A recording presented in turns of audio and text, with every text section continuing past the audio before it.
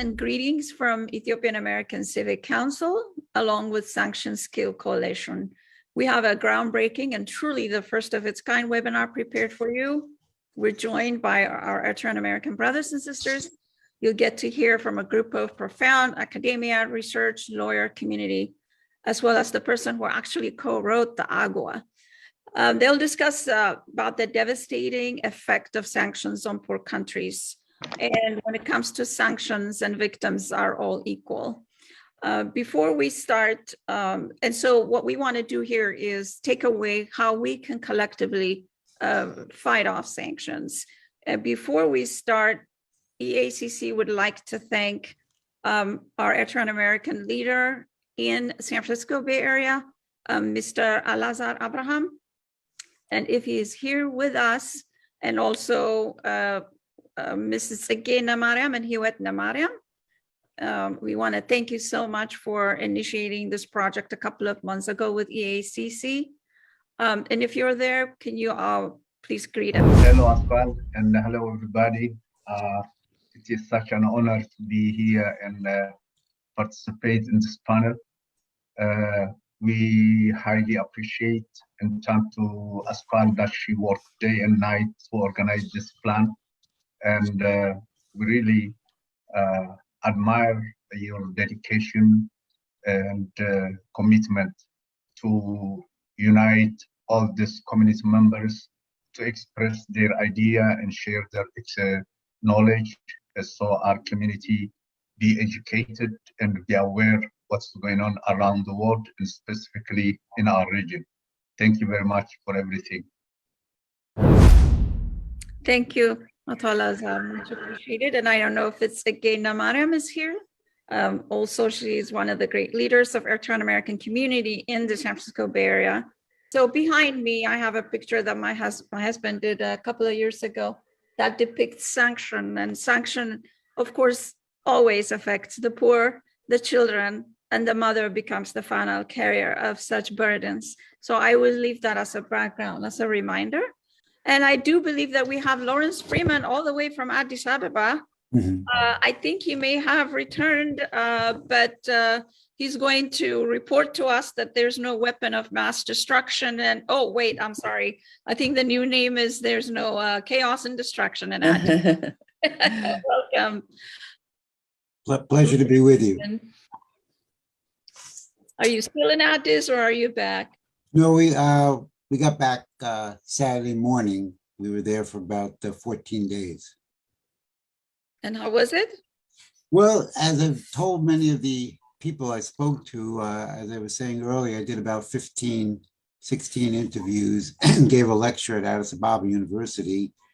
And for all of you who know Addis in Ethiopia, Addis was Addis. It was lively. Monday morning traffic jams, as you always have to work through, people at the coffee shops, construction going up on virtually every corner of new office buildings, new hotels. On Sunday, I went to Unity Park, passed by Unity Park, and mothers were there with their children playing in the park. So there was no fear, there was no hysteria, except coming from the US Embassy, because they would send out a tweet every morning telling everybody to leave and offering to either give them money or loan them money if they didn't have money for a ticket. So they were doing their best to create hysteria. And I brought that out in every interview I did, that this is psychological warfare. It's a form of warfare, in addition to the warfare on the battlefront. And I told people that there was no place I'd rather be than be in Addis defending the people of Ethiopia against this psychological warfare campaign. During the course of my stay with the Prime Minister Abiy at the front, cities were being liberated. We were watching TV when Lalibela was announced that it was liberated, which is very dear to my heart because I visited Lalibela in April and it was a great experience. And I would just add that one of the comments, of course, was translated for me, but that the Prime Minister Abiy made on the battlefield was winning this war is not our ultimate goal. Our ultimate goal is the elimination of poverty. And that's a profound statement. And it's something that been working for the last 12 years with people in Ethiopia, is that we can eliminate poverty and hunger in Africa. And I also met with some people from the irrigation and development, and we were discussing the potential of yields and increase in arable land and irrigation and how we could make Ethiopia self-sufficient. So I had many discussions with people in diaspora, friends. I spoke to the government. I tried to encourage them to be more responsive and a more rapid response to the narrative that keeps coming out. I think we're a little bit behind what the TPLF is able to do and what the government of the US and the West is doing. And I think we could do better. The government could do better in responding. So those were several of my discussions as well. All in all, I had a great time, had my full complement of traditional Ethiopian food. And all is well in Addis. It may not be in Washington, but it is in Addis. That is fantastic. It's great to hear. Thank you for delivering the great news to the rest of the world. Today, your host is going to be Dr. Walansa Asrat, and then Dina Michael Asfa, and myself. With that, I will ask to the podium, Dr. Walansa Asrat. Hello, hi everyone. So happy to be here with you guys today. I'm going to be introducing Diagon Yosef Tafari. Diagon Tafari is chairman of the Ethiopian American Civil Council and also a very successful business owner for over 40 years in Colorado. EACC is the largest and oldest civic organization that advocates for human rights and justice in Ethiopia, with over 750,000 subscribers. EACC was the first civic organization to hire lobbying and PR firms to fight the TPLF. Diagon Yosef is a widely regarded expert on Ethiopia and Horn of Africa geopolitics, and one of his notable achievements was he co-wrote the Human Rights Bill, HR 128, and provided congressional testimony. HR 128 passed the US House of Representatives with a unanimous vote. The bill supported civil and religious liberties in Ethiopia and condemned the TPLF. He not only has compassion and love for Ethiopia, but also loves and mentors the diaspora community. As an ordained minister and spiritual leader at St. Mariam Ethiopian Orthodox Church, he's a proud father of 3 grown children and lives in Colorado with his beloved wife of 39 years. So please welcome Diagon Yosef Tafari. Hello, everyone. Thank you so much for joining us. Welcome. This is truly historic for us. As you all noted, that we now have been in existence for over 6 years. But this particular webinar really stands out as being a monumental stage for us. And here is why. The existential threat that's posed to Ethiopia is not something that we can be in an island on our own to fight. We really need to be more inclusive. We need to partner with the broad coalitions, and we need to use every available tools to make sure that our voice is heard. There's nothing like, and then it's, you know, for some of us who have lived here for many, many years, we are a very close community. We really cling on to each other, which is really a powerful virtue. But at the same time, in the sea of 300 million plus people, and you've seen and witnessed the deluge of misinformation by every major media, it is important that we broaden this cause to the larger community, the people who have experienced this, that they've been leaders of conscience for many. We need to tap into that. And it's very difficult for our community to break out from our own niche. and reach out. And I think we're extremely excited to have been joined by great people. And Garrison, phenomenal. I mean, she's just truly opened our eyes and felt that we need to be more intuitive and respond to the community at large. And so she became our bridge.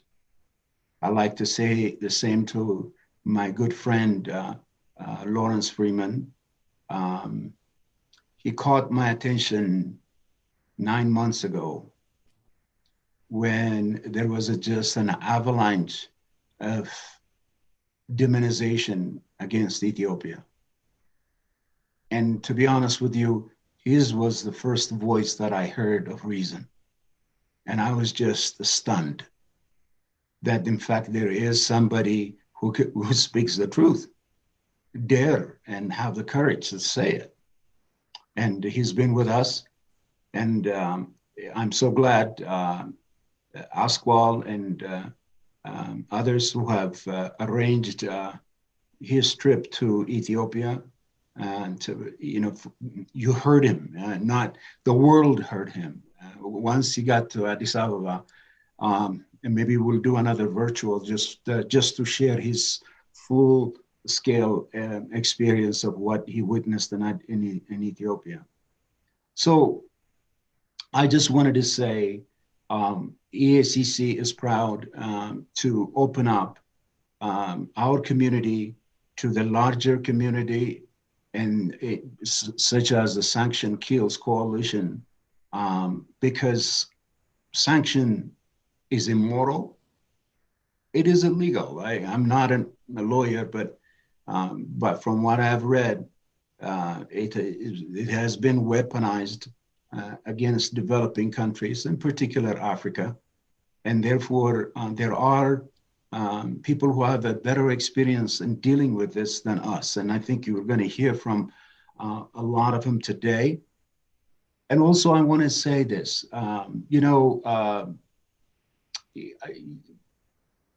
AIDS, though it addresses a lot of vacancies, and particularly of humanitarian assistance, we hate to see AIDS being weaponized.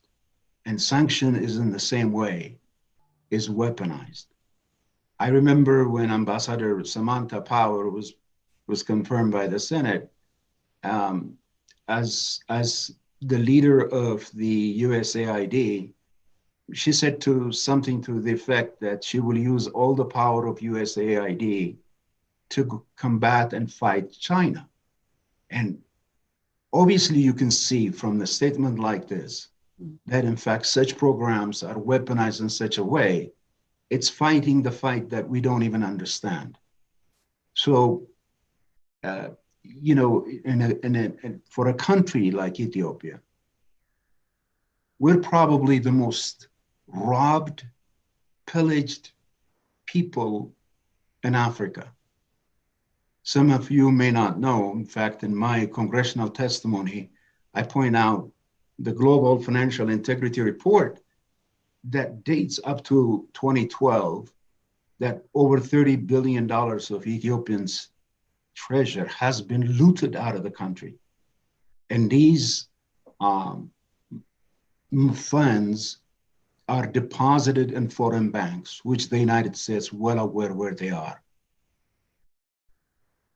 And AGOA with the $300 million a year in tax subsidies, if you actually put what we have been robbed, the Ethiopian people who are indebted to this money and still paying for this money, that is 30 folds of more money of our own if the United States would be willing to help us and recover those funds.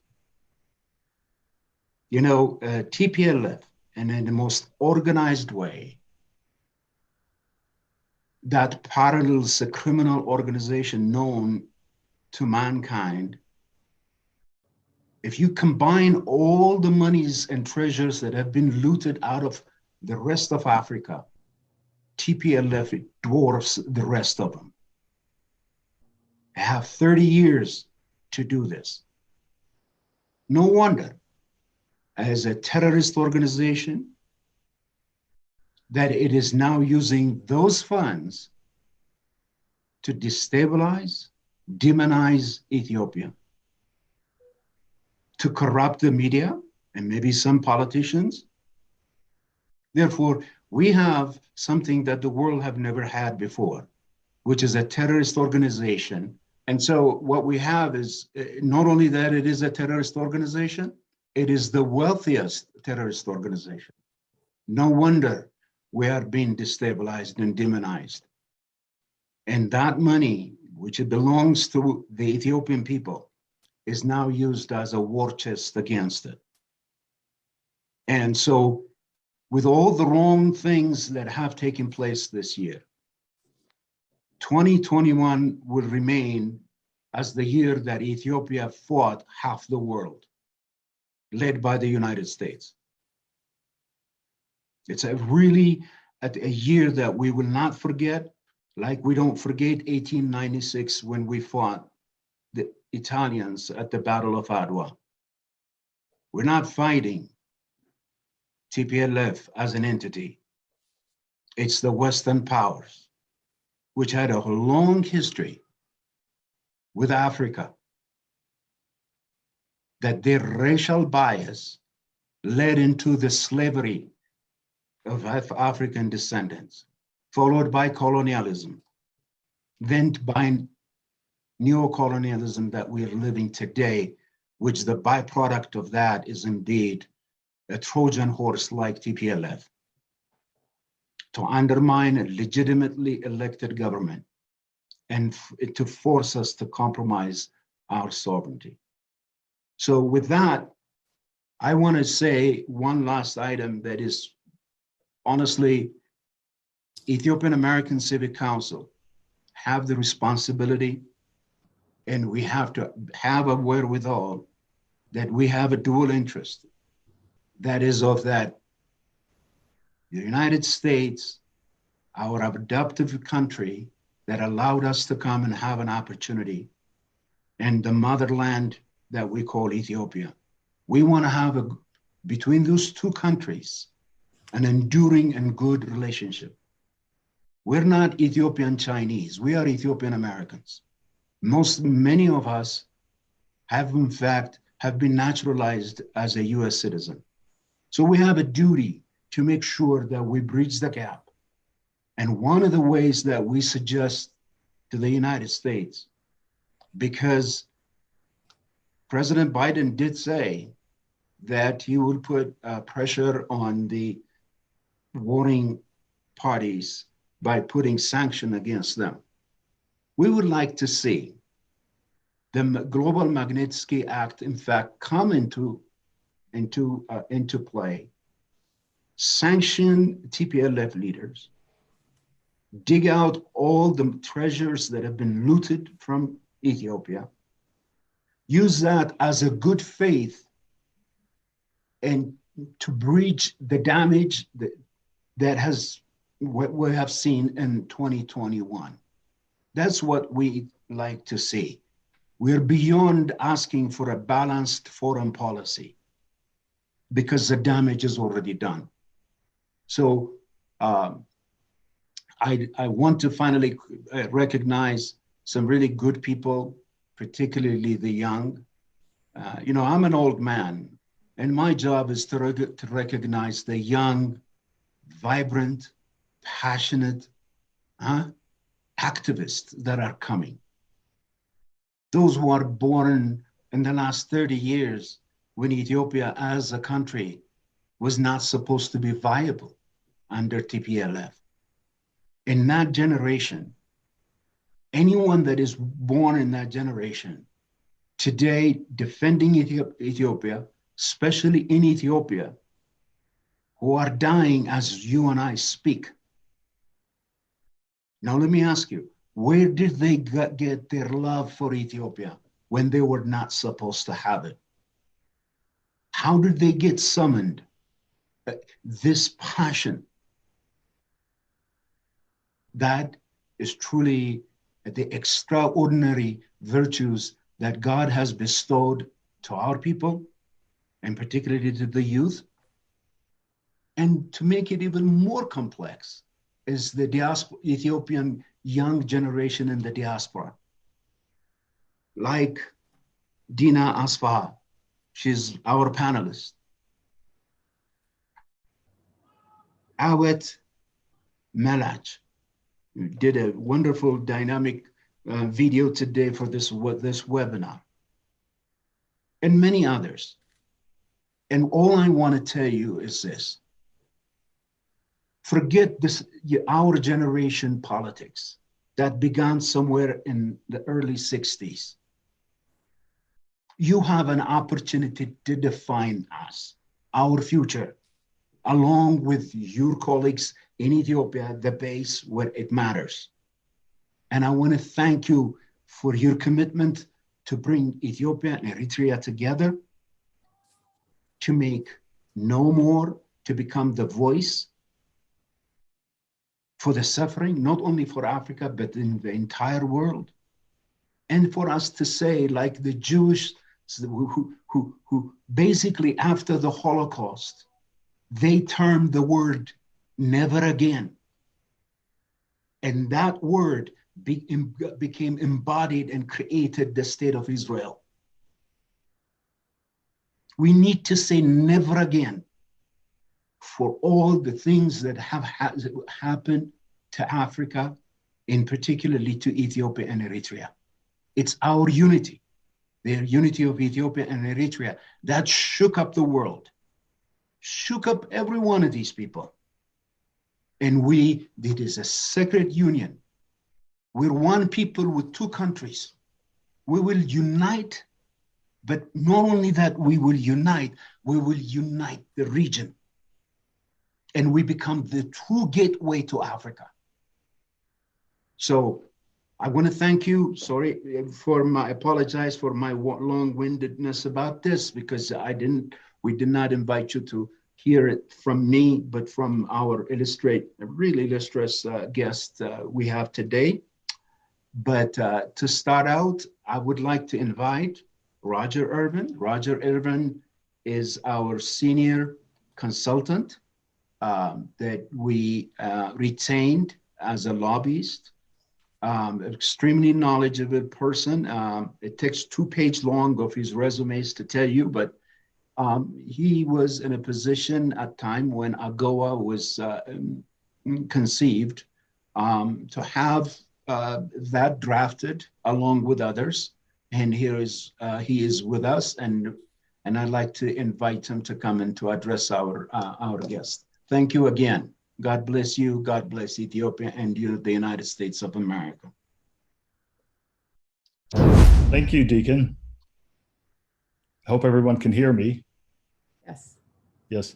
A very eloquent statement. It means a lot, and very passionate, and a lot of foresight in the statement, and thank you. It's been a great pleasure of mine to be a consultant, an advisor to the EACC for the last 4 months or so. And it's given me a chance, even though I've worked in Ethiopia on and off for the last 30 years, it's given me a chance to sort of catch up to what is going on in Ethiopia and understand what the views are, not only for people who live in Ethiopia, but for you, the diaspora, and what you do every day to support the country and the people there. So thank you for all you do. In terms of the AGOA, the Africa Growth and Opportunity Act, I think it's a very, very important tool that provides great amount of resources in terms of investment capital, human capital, jobs, and infrastructure capital. And it has been a fairly successful program for the last 30 years. And I'm very glad to be sitting here to talk about it today, even though in terms of what it means for Ethiopia at this moment is not such a great occurrence. Just to step back and give you a little history of how AGOA came to be about. four of us, young staffers in our 20s at the time, sat down for lunch one day in 1991 and thought, what could we do? We were, sorry, I should explain, staff people on the Hill. We all worked for different members on different committees. At the time, I was working for a member of Congress who was on the Foreign Affairs Committee in the House of Representatives. So the four of us sat down and talked about the various issues going on at the time throughout the Congress, not only related to Africa, but international. And trade obviously has been a very important issue for a long time. And many countries have taken advantage of trade preferences to help, accelerate their economies and become a larger productive base to export goods to the US and to Europe. Africa did not have that opportunity at the time. We were just in the middle at that point of enacting the NAFTA trade agreement with Canada and Mexico. The Vietnamese Trade Preference Act, the sort of the AGOA for Vietnam, was on the table. The AGOA for Chile was on the table. The AGOA for several other countries were being discussed, and legislation was being drafted to move on those, but nothing was being done for Africa. So we sat down and thought about what would be the best thing to do that would not get bogged down in politics, that would not get bogged down in a lot of technical jargon, but would be straight, clean, and simple, and it would provide jobs and investment capital for Africa. So we decided we needed to hit, if we're going to write legislation, it needed to be focused on a few important things. One was, how could we justify and quantify the reduction of tariffs on goods that come from Africa to the US that would not make Africa just a pass-through for Chinese or Singapore or any of these countries that were large manufacturers of clothing and other products like that.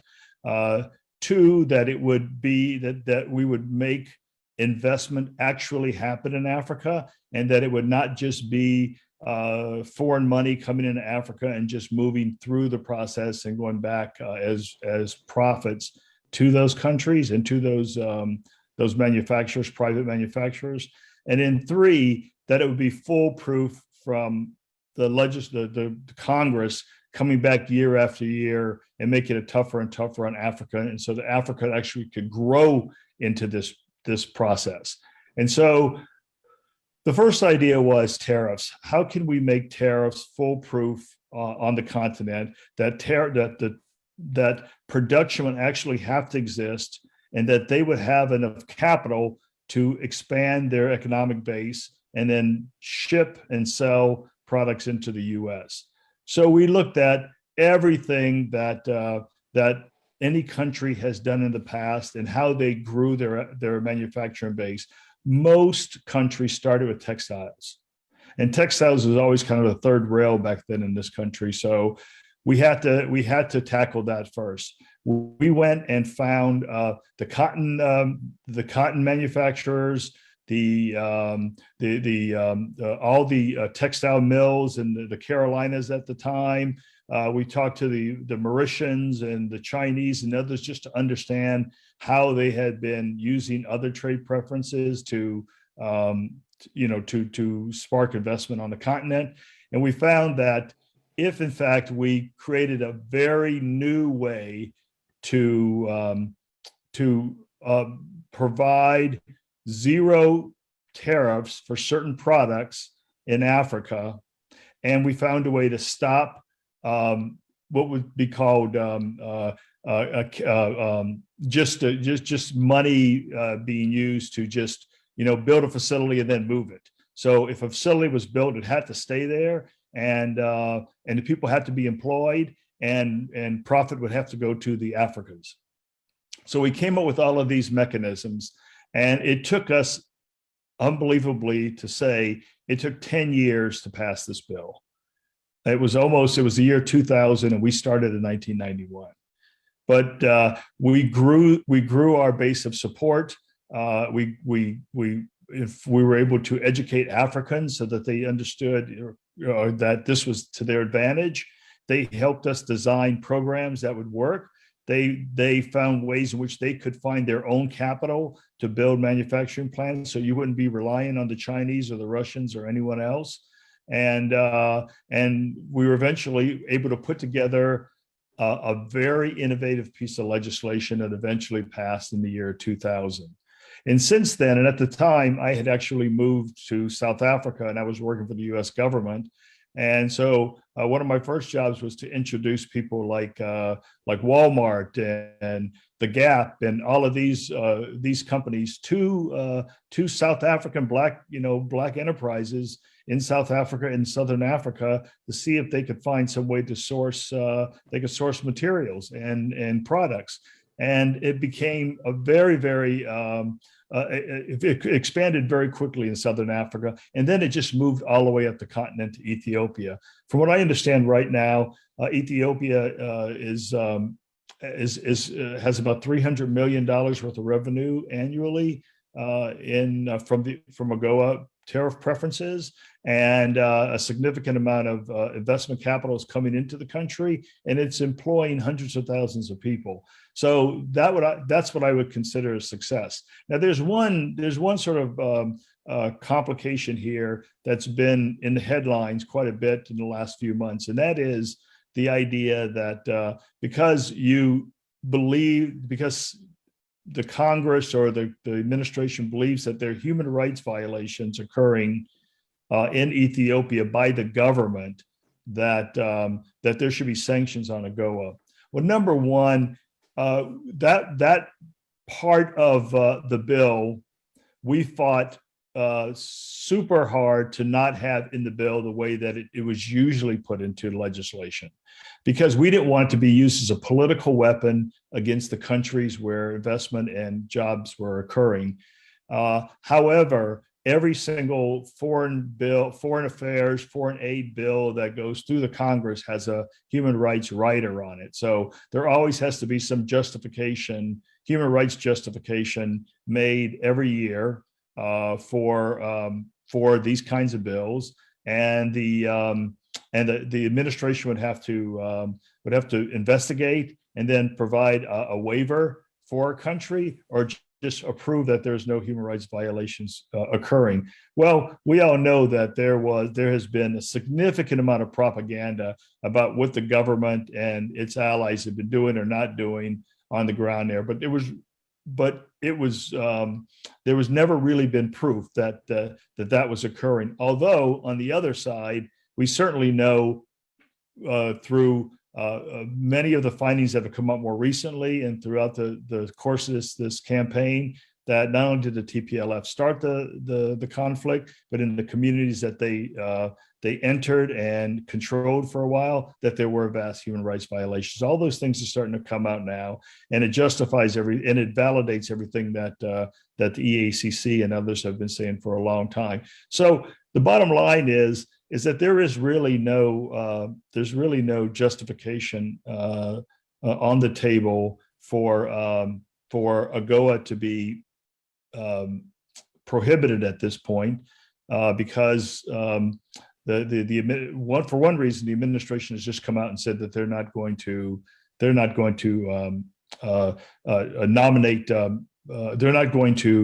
condone designating the Ethiopian government as gross human rights violators. So that's one. So the proof is through the government. Number two, most of the productivity that has been going on in the country has been legal. So there's no legal reason that the Ethiopians have been cheating. And number three is, while this conflict is going on, Ethiopia has been benefiting, across the country has been benefiting from the AGOA preferences. And while agriculture is down and other parts of the economy are not functioning like they should because of the war, AGOA provides much needed capital to people who need the jobs and need the money to take care of their families. So the position that the EACC has taken is the right position. I think AGOA remains a very, very important part of the growth of Africa and certainly for Ethiopia. And it really is important for the EAC and EACC and the diaspora community at large to continue to support this bill and not let this administration or any administration use it as a political tool. Thank you. Okay, thank you very much, Roger. So insightful, and we're so honored to have you here. Next, our speaker is going to be Ann Garrison. Ann Garrison is a Black Agenda reporter and a contributing editor based in San Francisco Bay Area. She also writes for Counterpunch, San Francisco Bay Area Bayview newspaper, and Black Star News. She reports for KPFA Radio Weekend News and for Pacifica Radio Network's national show, COVID, Race, and Democracy. She received the Victoire Umuhoza in Gaber Umuhoza Democracy and Peace Prize for promoting democracy in the African Great Lakes region. She has definitely become a beacon of light for Eritrean Americans and Ethiopian Americans in the diaspora for reporting the truth. And she is a friend in need and a friend indeed. With that, I urge every single one of you here to support her work since she's an independent journalist. And she has a Patreon page. Surafel is going to post that on the chat, if you can see it there. Her Patreon page is basically patreon.com/Ann M. Garrison. So we are putting on the chat, and I urge everybody to support her. I appreciate that. And also follow her work at Twitter. She is at Ann Garrison. Please welcome Ann Garrison. Thank you. Thank you, and thank you for saying all these nice things about me. And I see a friend of mine, James McFadden, whom I know via Pacifica Radio and KPFA Radio here, is asking in the chat what was the name of the legislation passed in 2000. I believe that is AGOA, the African Growth and Opportunity Act, right? The African Growth and Opportunity Act. And Biden is threatening to cancel that. It allows manufacturing in Ethiopia to import goods tariff-free to the United States. That doesn't always mean they're Ethiopian-owned businesses.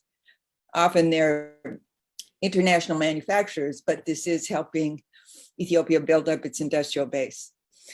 And it seems that a lot of jobs depend on it. Now, since I said I would talk about media, so first I was going to talk about some of the central lies about what's going on in Ethiopia. First, Tigray genocide against the Tigrayan people, which is a narrative that surfaced almost as soon as the war began, as soon as the TPLF attacked the federal army base in Mekelle. Within days, the word genocide was being used. First of all, the word genocide is now so overused that it lacks impact. I tend to use the word massacres and sometimes ethnically motivated massacres, which actually has more impact, I think, than the word genocide at this point. The word genocide is used because in international law, it is supposed to trigger a military response. According to international law, the UN Security Council is supposed to meet and pass a resolution to create a multilateral force to intervene to stop genocide. Of course, the UN Security Council, as it is now, is not going to do that. Russia and China will block it. But the United States keeps talking about Tigray genocide and talking about designating what's going on in Ethiopia as genocide because they could then use international law as an excuse and say, this is genocide. And because the UN Security Council will not act, we're going to act. So this is a big lie, and that's the motivation behind it. And I think the word is overused anyway at this point. And John Philpott and I have talked about that a number of times, and he may mention it in his remarks. Another big lie has been that the TPLF are on the road to Addis and the city may fall. We heard that over and over again for probably a month. And until it became obviously not true when the Ethiopian army retook several key towns, Dessie and Kambosha, and possibly Lalibela. I'm not sure about Lalibela because right now, Al Jazeera, The Guardian, Reuters, Yahoo News, and the South China Morning Post, AFP, and the BBC are all reporting that the TPLF has retaken Lalibela. We don't know yet whether or not this is more propaganda. But in any case, the TPLF are not at Addis's doorstep, and this seemed to have been used. This particular propaganda was trying to scare people into fleeing Addis, including Lawrence Freeman, who refused to be scared, as most of the residents of the city did, so far as I understand. Another is there is no military solution. You keep hearing this over and over. So-and-so said there's no military solution. Samantha Power, Antony Blinken, Brad Sherman, et cetera. There's no military solution. Well, for one, since when is it news that some politician said blah, blah, blah? But what this means, of course, is that Blinken Power, probably Susan Rice in the background, are determined that the US continue to dominate Ethiopia and the Horn, and no military solution sounds good, and unconditional surrender, which is a real demand, may sound good if you don't stop and think about it. Now, Brad Sherman, the House rep from the 30th District of California, whom everyone knows has been very, very aggressive, even wants to block the ports on the Red Sea, the Eritrean ports on the Red Sea, which could create a logjam that would make the boat that got stuck in the Suez Canal last year look like a picnic, given that the US, France, and China all have military bases there in Djibouti. Anyway, Brad Sherman is essentially a lobbyist for Lockheed Martin. He was preceded by Adam Schiff, who was also and still is a lobbyist for Lockheed Martin and the military industrial complex. So it's important to understand that this is structural. The propaganda that you hear from Brad Sherman and a whole lot of the rest of it, he is just a particularly vocal lobbyist. This is structural because he represents the military industrial complex, which wants to start US wars wherever it can. In fact, the military industrial complex, military weapons manufacturers spend more money on lobbyists in Washington, DC than they spend on political campaigns, and they spend generously on political campaigns. That means there are lobbyists who wake up every morning in Washington, DC, get on the phone and lobby for war. And they're always looking, Lockheed Martin is always looking for another excuse to manufacture cruise missiles. The US dropped so many cruise missiles on Syria that Lockheed Martin had to go into emergency production. So this is structural. The military industrial complex is a structural motivation in American political life. Noam Chomsky and Ed Herman wrote in their classic book, Manufacturing Consent, that the weapons manufacturers have placed facilities, manufacturing facilities in every state in the union so that they have a constituency in every single state in the union. So that's formidable, it's structural, but it's best to admit what we're up against. Now, the other structural thing behind this and behind all the media lies is that the government represents corporations and oligarchs, not people. So it's going to represent whatever corporations conceive as their interests. At this point, and I'm constantly thinking about this, but at this point, I think that the military industrial motivation may even be in the lead, because I think US corporations, for example, will go back into Afghanistan, even though US troops have departed. And I believe what Julian Assange said about the Afghanistan war, that it was a way of laundering money into the hands of global weapons manufacturers and a transnational security elite. But whichever is in the lead, these two motivations, corporate and military profit, drive US foreign policy. And I'm not someone who's so extreme that I'm opposed to small business or any sort of business that is not feeding at the public trough and stealing national resources from making a profit. I would say I'm a socialist insofar as I think that natural resources like energy resources, oil and gas and whatever else, mineral resources, the hydroelectric power in Ethiopia should be national resources. And a lot of global corporations do not. Okay, so that's structural again. And the media is owned by corporations and oligarchs. And even state media here, like NPR, depend on corporate advertising and are therefore essentially corporate owned. So this is structural. I know it's daunting to challenge the very structure of American society, but I think it's important to start by understanding that this aggression towards Ethiopia, Eritrea, and the Horn, the whole continent of Africa, is structural. And that it's happening because these are the people, corporate interests, including, the mega corporations that include military industrial interests, own the media. Okay, now about the activism around the media. I was at a demonstration in San Francisco recently, and the main theme of that demonstration was criticizing CNN. There were a lot of signs and a lot of chants of CNN, fake news, CNN, fake news. And when they asked me to say a few words, I suggested another chant, which was CNN, turn it off. CNN, turn it off.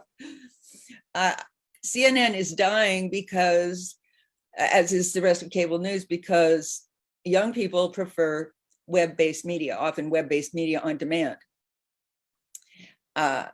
So its audience is slowly going to fade away. Now, instead of putting so much energy into chanting that CNN is fake news and demonstrating outside CNN, I think that's fine. But I think it's important not to put inordinate energy into that. So at the next demonstration, you might consider chanting, after CNN fake news, CNN turn it off. Black Agenda Report speaks truth to power. The Gray Zone exposes corporate greed and corruption. Covert Action tells it like it is. Mint Press News gets it right. And those are just a few of the independent publications that are not beholden to weapons manufacturers and big corporate interests who have the freedom to tell the truth. And with regard to what Pasquale said about supporting my independent reporting, most of these outlets survive on fund drives, and the fund drives typically raise just enough money to have an editor, maybe a copy editor, maybe some technological help, because most of them are web-based. So they have their own fund drives, their own Patreon pages, and so do most of the writers. And the consequence is that we have the independence to tell the truth. The last thing I wanted to say was something about the media and sanctions. Sanctions can be used to punish a country like they are Ethiopia. They can also be used to create illusions. This was true in Rwanda in 2012, 2013. Rwanda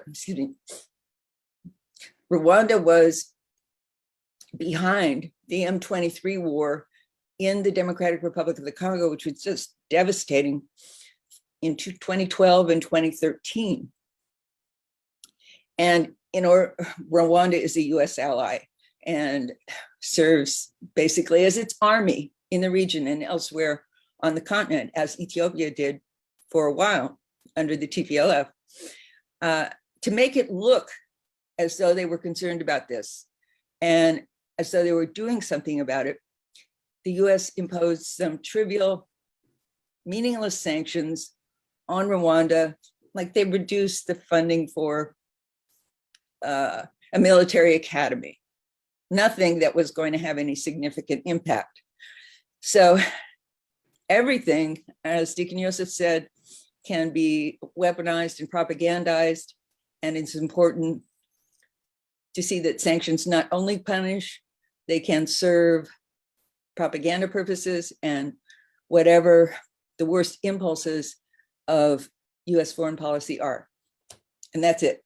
Thank you. Thank you for inviting me. That was very informative. And I really appreciate that you mentioned that what can we do as far as actionable items, which is support the ones that are actually telling the truth. You know, having been assaulted for this year with these lies that has been so disturbing to all of us, that's one of the things I've started thinking about is what could we do? We could support you on Patreon and Garrison, also other, you mentioned Mint Free Press, Counterpunch wrote a very honest article on Ethiopia depicting everything very honestly. So I think that's one of the things we can also take away from this is what can we do to combat this? And it's actually go out and support those that are telling the truth. So I actually decided to contribute. I donated a little bit to Counterpunch. And then once I read that article and they wrote such an honest account on Ethiopia, I was like, okay, well, I have to really give him more because it was therapeutic for me just to see the truth. And so I give people credit for that. And I guess we now have to pay for the truth because otherwise we'll be assaulted by this. Now I'm going to introduce John Field Poe, who is a Canadian criminal defense attorney and expert in international criminal law. He has 35 years of experience as a lawyer, activist, and speaker in the international peace movement in Canada, Latin America, Africa, and Middle East, and Asia. He's a member of the coordinating committee of the coalition BDS Quebec. He recently joined the board of Just Peace Advocates, and John is also president of the Rwandan Political Prisoner Support Network. He's a former judge at Kuala Lumpur War Crimes Tribunal in 2019, and he was an observer of the International Trial Watch Catalan referendum case in Madrid. He's advised governments and NGOs on international criminal law and acted as a judge at the Kuala Lumpur War Crimes Tribunal. Please welcome John Field Poe. The first thing I'd like to say is I'm speaking today on behalf of Sanctions Kill, which is an umbrella organization in the US and Canada who is dedicated to fighting sanctions. And I have a copy of our sanctions report, which I'll refer to you in a minute or two. I am very pleased to be with you and with the Ethiopian people after this big struggle you've been in and this overwhelming victory for democracy. And the percentage for your government was extremely high. I'm wondering whether you've been invited to the US for the big meeting on the 9th and 10th. I know the answer. Now, we're going to talk about sanctions a bit today, and the US announced on May 23rd some sanctions on individuals and additional sanctions on September 27th. And my reading of it, as I'm not an expert on Ethiopian economy, is that the November 1st announcement about the Ethiopia's audit compliance with AGOA could have tremendous consequences. And our previous speaker, Mr. Irvin, described with a lot of knowledge about the importance of AGOA to your economy and the terrible suffering that people would undergo. And it's going to be African people and African women who are going to suffer, I think, a lot in this. We have to be realistic about the US attitude. They do not care about human rights. They do not want to do anything about crimes committed by the insurgents. They do not want to do anything about UN-sponsored, the theft of UN-sponsored relief supplies taken by the Tigray army.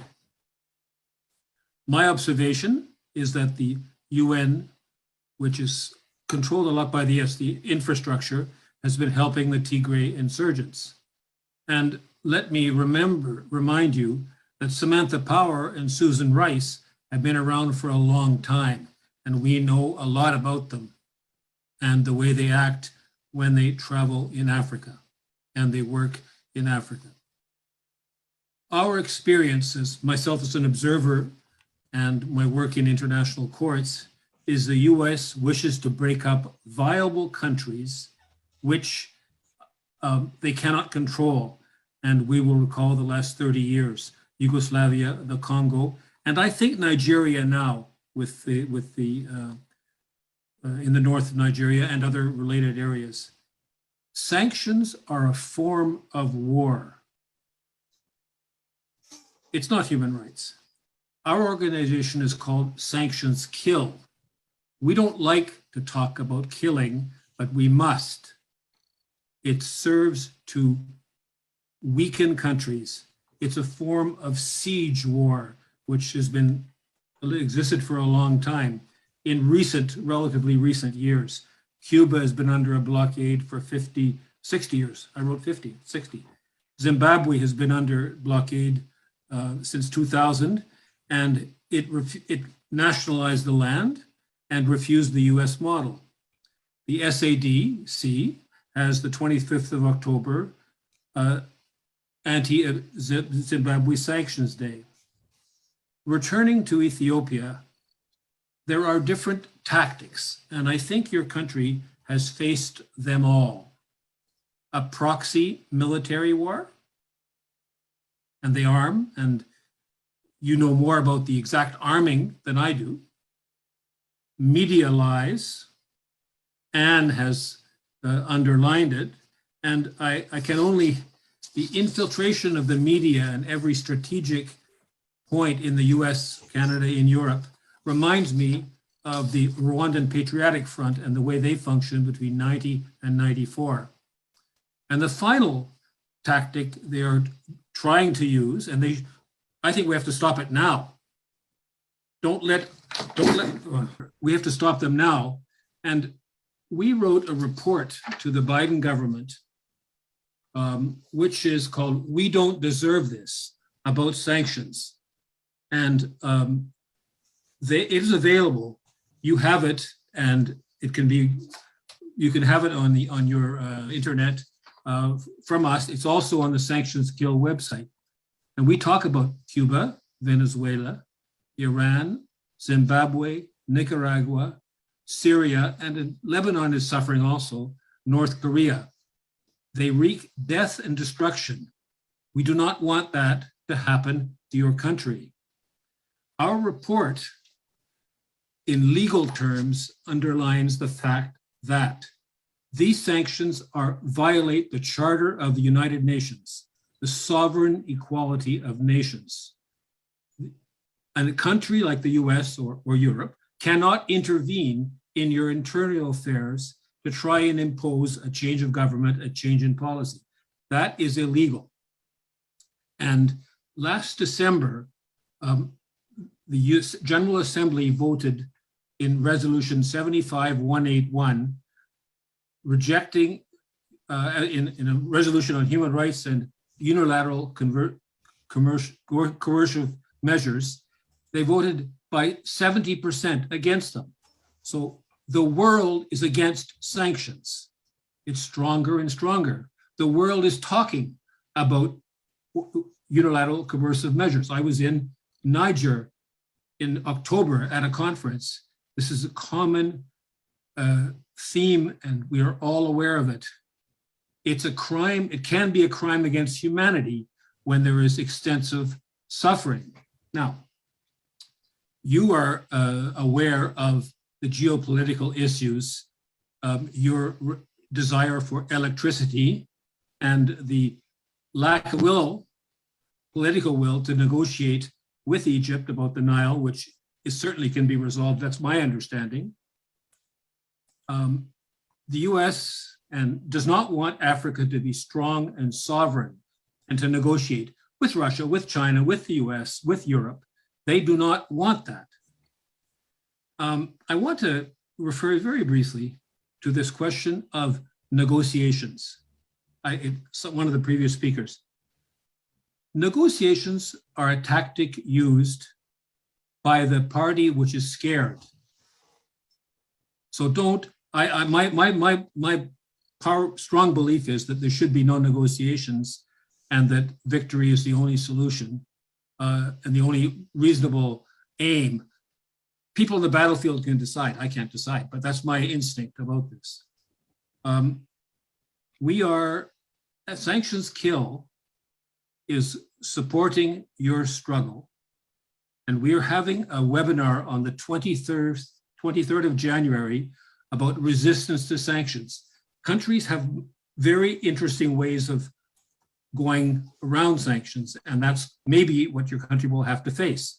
Not industrialization, dealing with other countries and not depending only on the West, distributing food. Governments have a lot of power to try and get by sanctions. Zimbabwe has worked very hard on it. I just want to also refer to the media. What you said about the media and about Anne Garrison and others, Rania Kalik, Eugene Poirier, The Gray Zone, Mint Press News, these are the ways in which these issues can be discussed. The world is turning in your favor. You are stronger than Rwanda was in 1994. You have allies. We are entering into a multipolar world, and law must be applied to your country. International law, sovereign equality of nations. Sanctions are illegal. They're contrary to all the entire international legal system. And when they talk about a rules-based order, which we hear from Germany and from the US, the rule-based order is the United Nations order. And this is one of the ways to defend your country. There are many other ways, of course. And so thank you very much. And I would also thank you very much for a lot of things I've learned in the last week or so, and well, actually for the last year, but particularly in meeting some of you recently, and including Binyam last week. It's a wonderful experience to work with you. Thank you so much, John, for bringing your legal expertise and your advocacy to this very urgent topic and discussion today. I want to say to everyone who is watching this, either on Zoom or Facebook or on YouTube, I really want to encourage you to read the Sanctions Kill report that John has mentioned. Knowledge and consciousness is a very, very important tool for Africans, especially.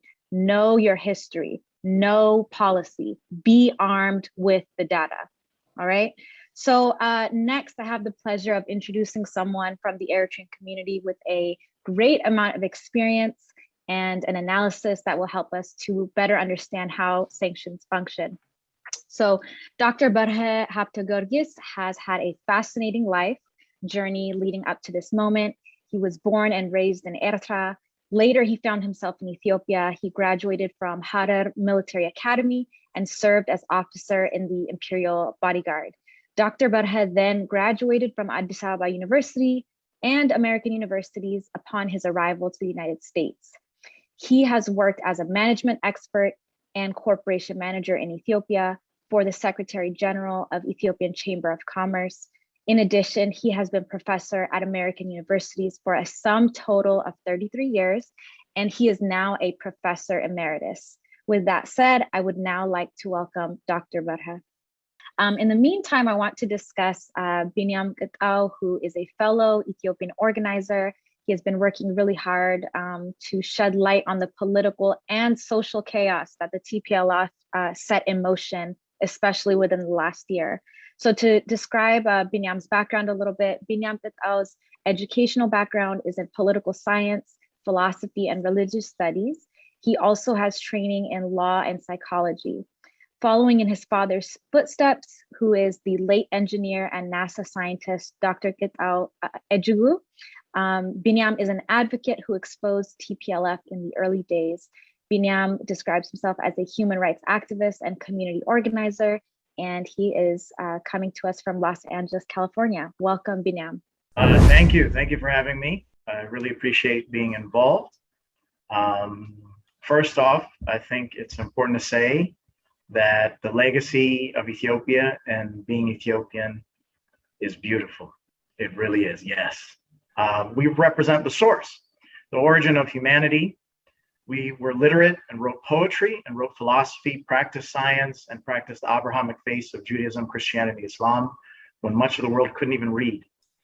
Before there were knights of the Round Table in England, Ethiopians were the knights of Africa.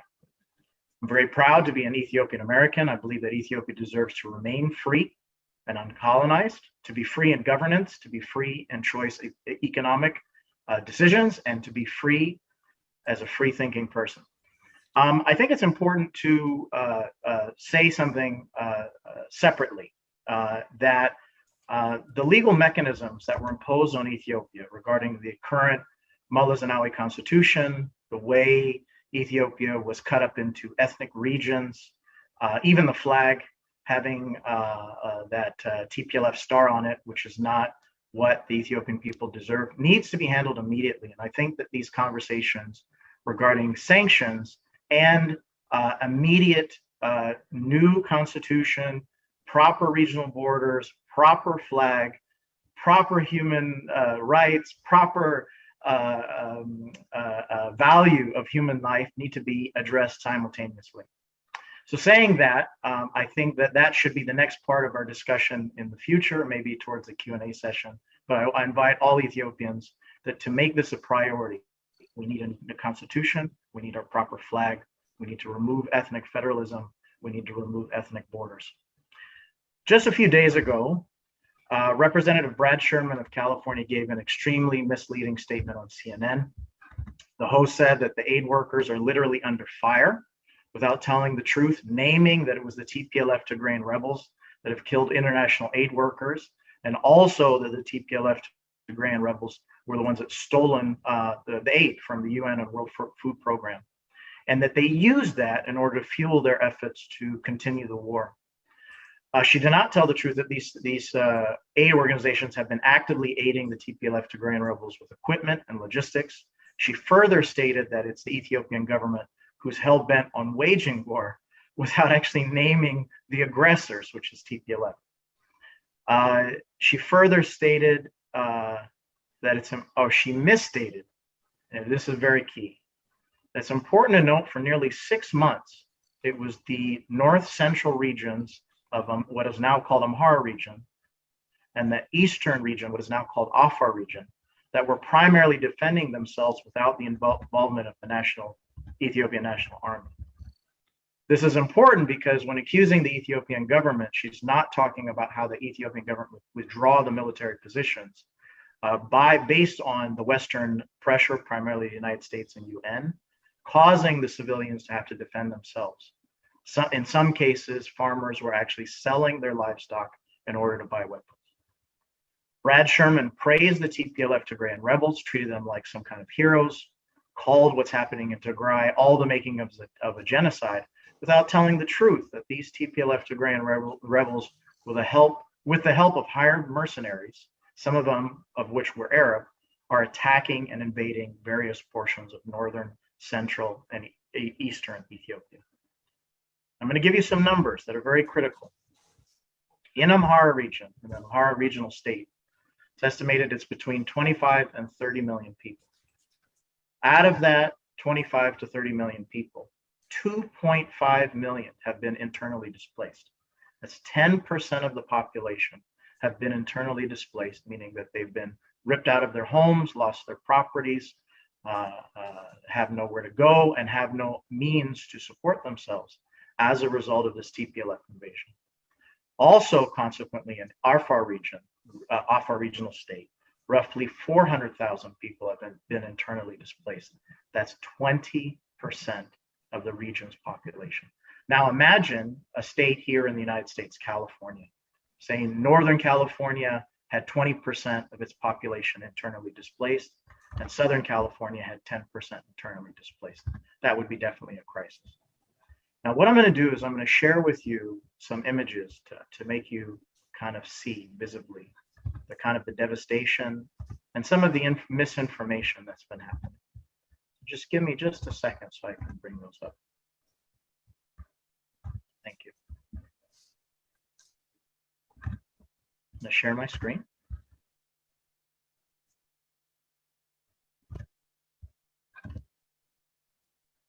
Here we go. Everybody should be able to see my screen now. We're going to go one by one per slide. I've used various sources to find this information. Hello. Yes. Can Hello, you see my screen? Oh, Dr. Barha, yeah, if you could please mute. Binyam's going to finish up and then we'll have you go ahead. Thank you. Thank you. So, Hello. for example, these are atrocities by TPLF, one example, and you have to remember a war is fluid. So things happen in different parts of the country. So as you see, TPLF forces have shelled hundreds of towns, particularly targeting civilian targets, not military targets. Here in northern Gondar and Wollo, these are kind of north and north central Ethiopia, at least 4,731 civilians were massacred, okay? That's just one part of Ethiopia. That number is much higher now and definitely doesn't include the other parts. This is also very important that the major media outlets are not reporting almost anything about the TPLF Tigrayan rebels are actually stealing children from the Amhara and Afar regions and then using them as human shields in their offensive. So as we all know, use of child soldiers is a war crime. Here is another figure about the 2.5 million Amaras have been internally displaced from Wollo and Gondar province. That doesn't include Shoa, the other central region. That's why the number is at about 2.5 million. Of those, over 18,000 children under age of 5 in the Amhara region alone are expected to be severely malnourished in 2021. For example, in just two battles, one in Kombolcha and one in Desi, these are in north central Ethiopia, province called Wollo, 280 civilians were killed. In Desi, 250 civilians were killed. And this is just a few months ago. Just recently, these two cities were liberated. What's important that the TPLF rebels target civilian facilities, civilian homes, civilians in order to create mayhem and chaos. Multiple sources highlighting where you can find this information. I'll come back to this slide because this is important. On Twitter, you can find different types of information. This one I particularly like. It talks about a Chennai Massacre. In one day, as Amhara regional forces were retreating, the Tigrayan rebels attacked civilians as revenge for the Amhara soldiers standing up to the TPLF rebels. On December 5th, it was reported Tigray rebels have massacred 70 Amhara civilians in a town called Ansokanyana, and another one in Gamza, North Shore. Another massacre on December 5th, 400 Amharas in Gashena, northern Wollo.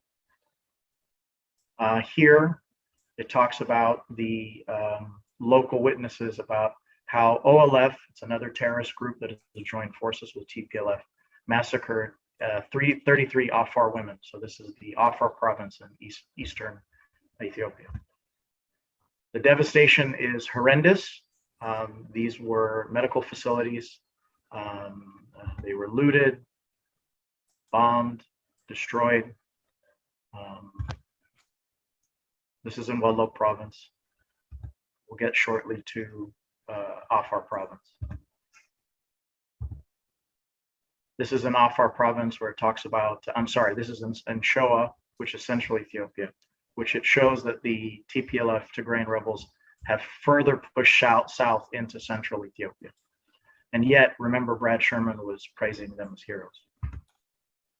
This is in Afar province. You can find this on Twitter. Two Twitter accounts I like, one of them being Kafar Media, shows that even religious sites, Islamic mosques are being attacked, looted, and bombed and burned. And this is another showing of the atrocities and property destruction in central Ethiopia, Shoa. Now, this is interesting because, as you've seen, a lot of the United States government officials, Brad Sherman most recently, Samantha Powers, Linda Thomas Greenfield, Karen Bass, have all been supportive of the Tigray genocide narrative. However, right here, Sean Jones of USAID Ethiopia says very clearly, I do believe that TPLF has been very opportunistic. Maybe they've even stealing from citizens. He says we don't have proof of this. Several of our warehouses have been looted and completely emptied, particularly in Amhara region. So this is a list of daily massacres. It's another Twitter account that I think is good to follow. It gives updated information. And then again in Afar region, you see attacks on mosques. A masjid is another word for a mosque, which obviously is a religious house. Now, what's been happening is more and more we've been able to get access to interviews. And this Dessie resident, and Dessie was just recently liberated from the TPLF Tigrayan rebels, he said that the UN has been feeding them. They use the UN vehicles to transport their soldiers, even to the extent of going into the UN offices. So this is very important. This says that there are entities like the UN, like the United States government, that we can't trust, that are involved in the mayhem and chaos in Ethiopia. This is more mayhem and destruction in north central Ethiopia. This particular one is of university facilities located in South Wallo zone of Amhara region. Wallo University's president, Dr. Mangasha Ayene, and he shows parts of the destruction. Now it's interesting.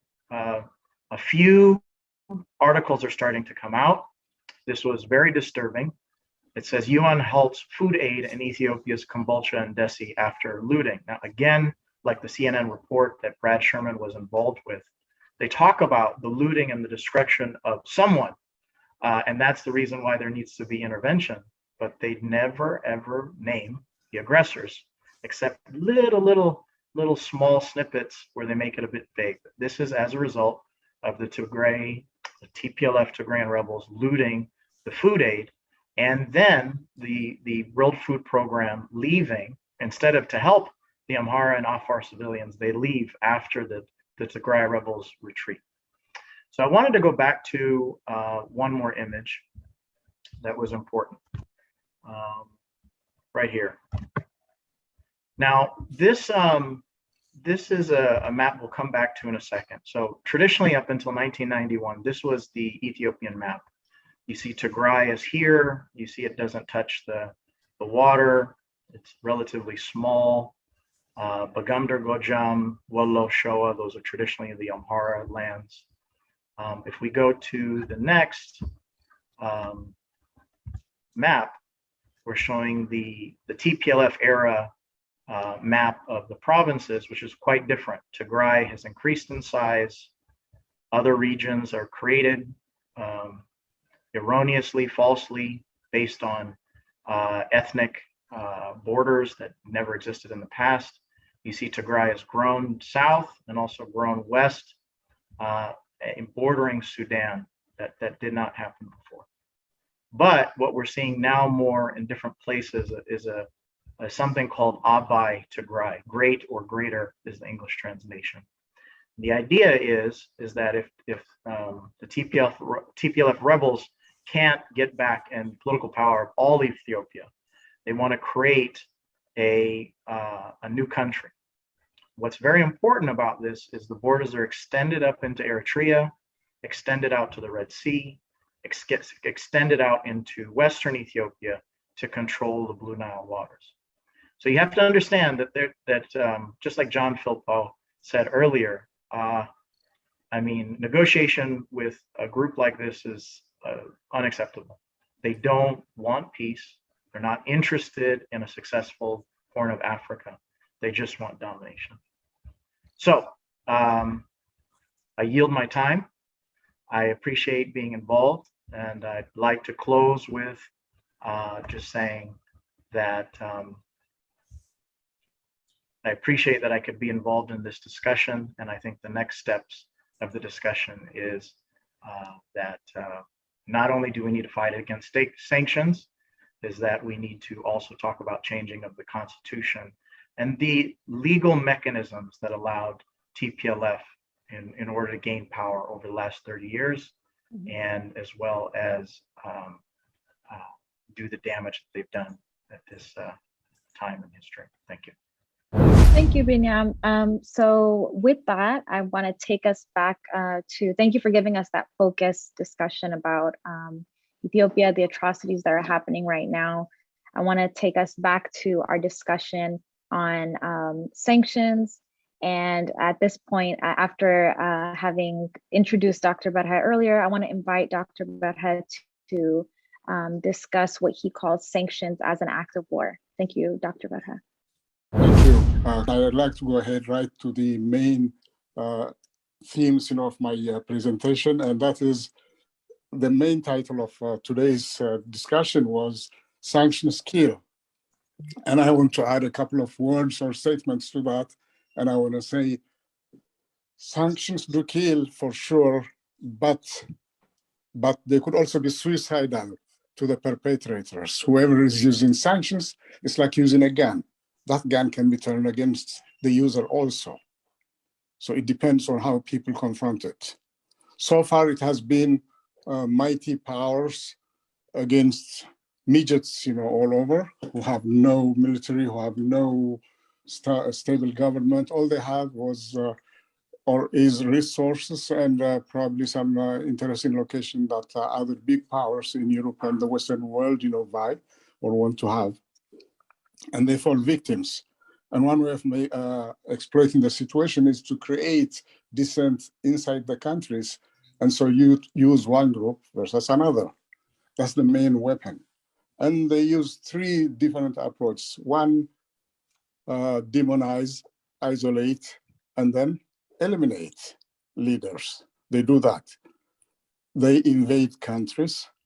And the other method is use sanctions. So sanction is a tool of war. It's a means of conducting war. It's war by other means.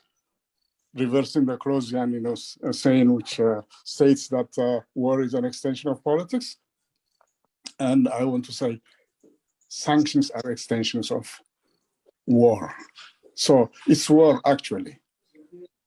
And what we have to understand is there are certain geopolitical and international, relations situations, mostly economic and political in nature, that big powers are trying to use in order to exploit or to pursue their own interests. And what's happening now is the United States and China are in such a situation where there is a change in the supremacy of leadership of the world as a big power. China is emerging to be the number one, fast, approaching. And usually, these kinds of situations don't happen without wars. Of course, nowadays we have thermonuclear situations and we cannot have thermonuclear wars. They will destroy each other. So what do? They play this game with the client nations, with the client states, especially resource-rich countries like African countries, and Europeans declining in their economic prowess, very, very fast. So what do? They try to exploit African resources. They give them independence, but at the same time, they keep on exploiting their resources. So Africans are neo-colonies, nothing else. And what's happening in this world now is there is some change taking place now. It started happening in a small place on the western Red Sea coastline of southern Red Sea coastline of Eritrea. And Eritrea became a defiant nation and challenged the world, the big nations of the world, the Soviet Union at one time, the United States and the Western allies, at another time, and came out victorious through resilience, hard work, and sacrifice. And this has now started moving in. New ideas usually start in very small places, and then they keep on growing and growing and growing, and then they engulf everybody. And that's what's taking place now. There's a change taking place in Africa. We started in Eritrea, it's expanded to Ethiopia, spread to Ethiopia, and probably Somalia may be in the group, and other countries. No more, for example, the slogan is now being upheld as the standard slogan of African nations and African people, for that matter. And so what's going on now is very serious condition of military confrontation. So war is actually taking place. But they use client states, they use division within those countries, within those areas, those societies, and that's exactly what they are using. They are using the Tigray People's Liberation Front in the name of the Tigray people, poor people, to be used in the war against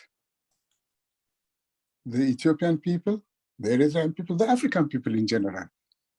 So what's taking place now is a confrontation between big powers, China and the United States, and probably the European former colonial countries, United States and its Western allies, versus China.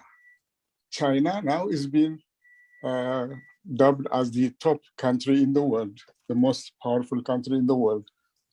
And so no wonder that it's being challenged, but it's also using its economic advantage, its different approach in terms of national development issues, governance, and things like that, and it's taking over fast in Africa.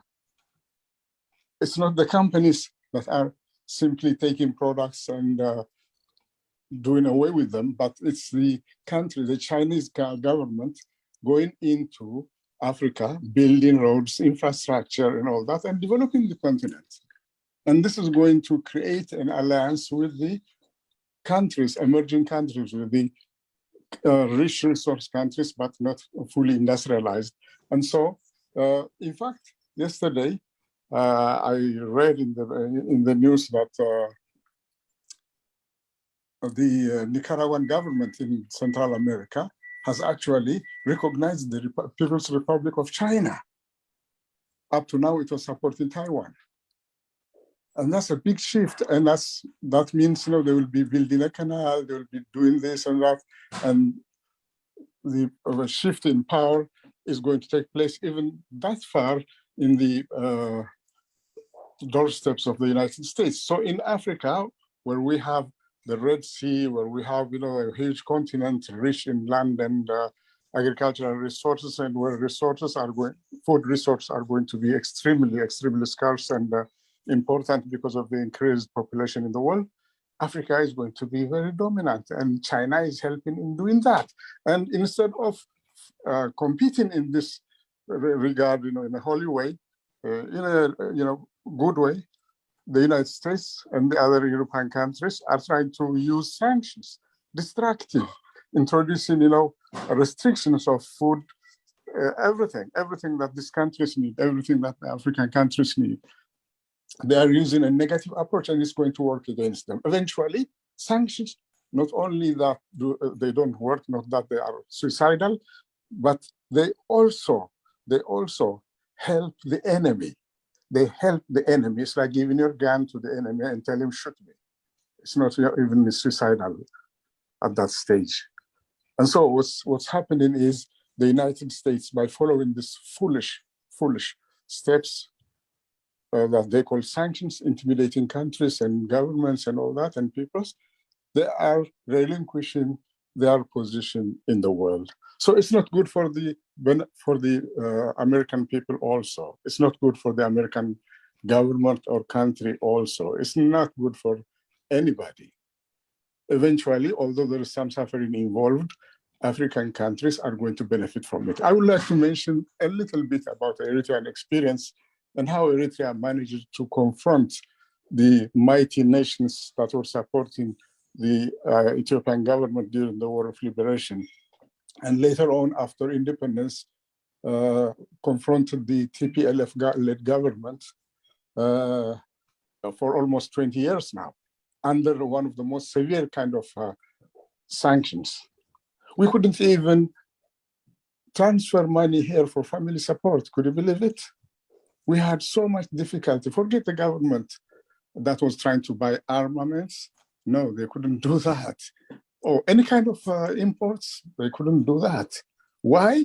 Because somebody said, this country is supporting this and that group, and all lies, Now we have seen how lies, are also a common way of life, in this political world, especially in the West.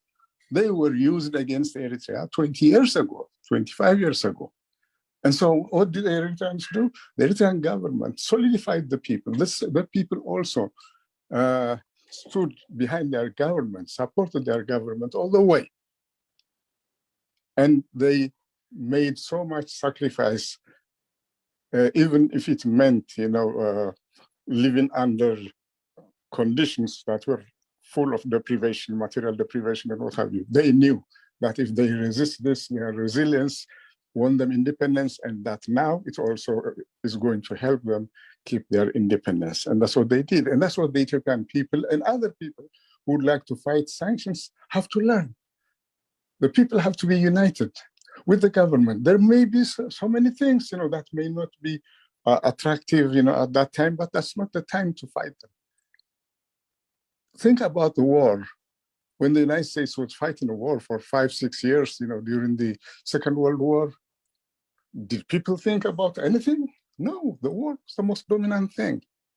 And when the war came to an end, then people started, taking, various things in life seriously and getting married, having families and all that. But during the wartime, the war was the most dominant thing in their life. And so this is what people in the African continent should know, and especially in Ethiopia should understand.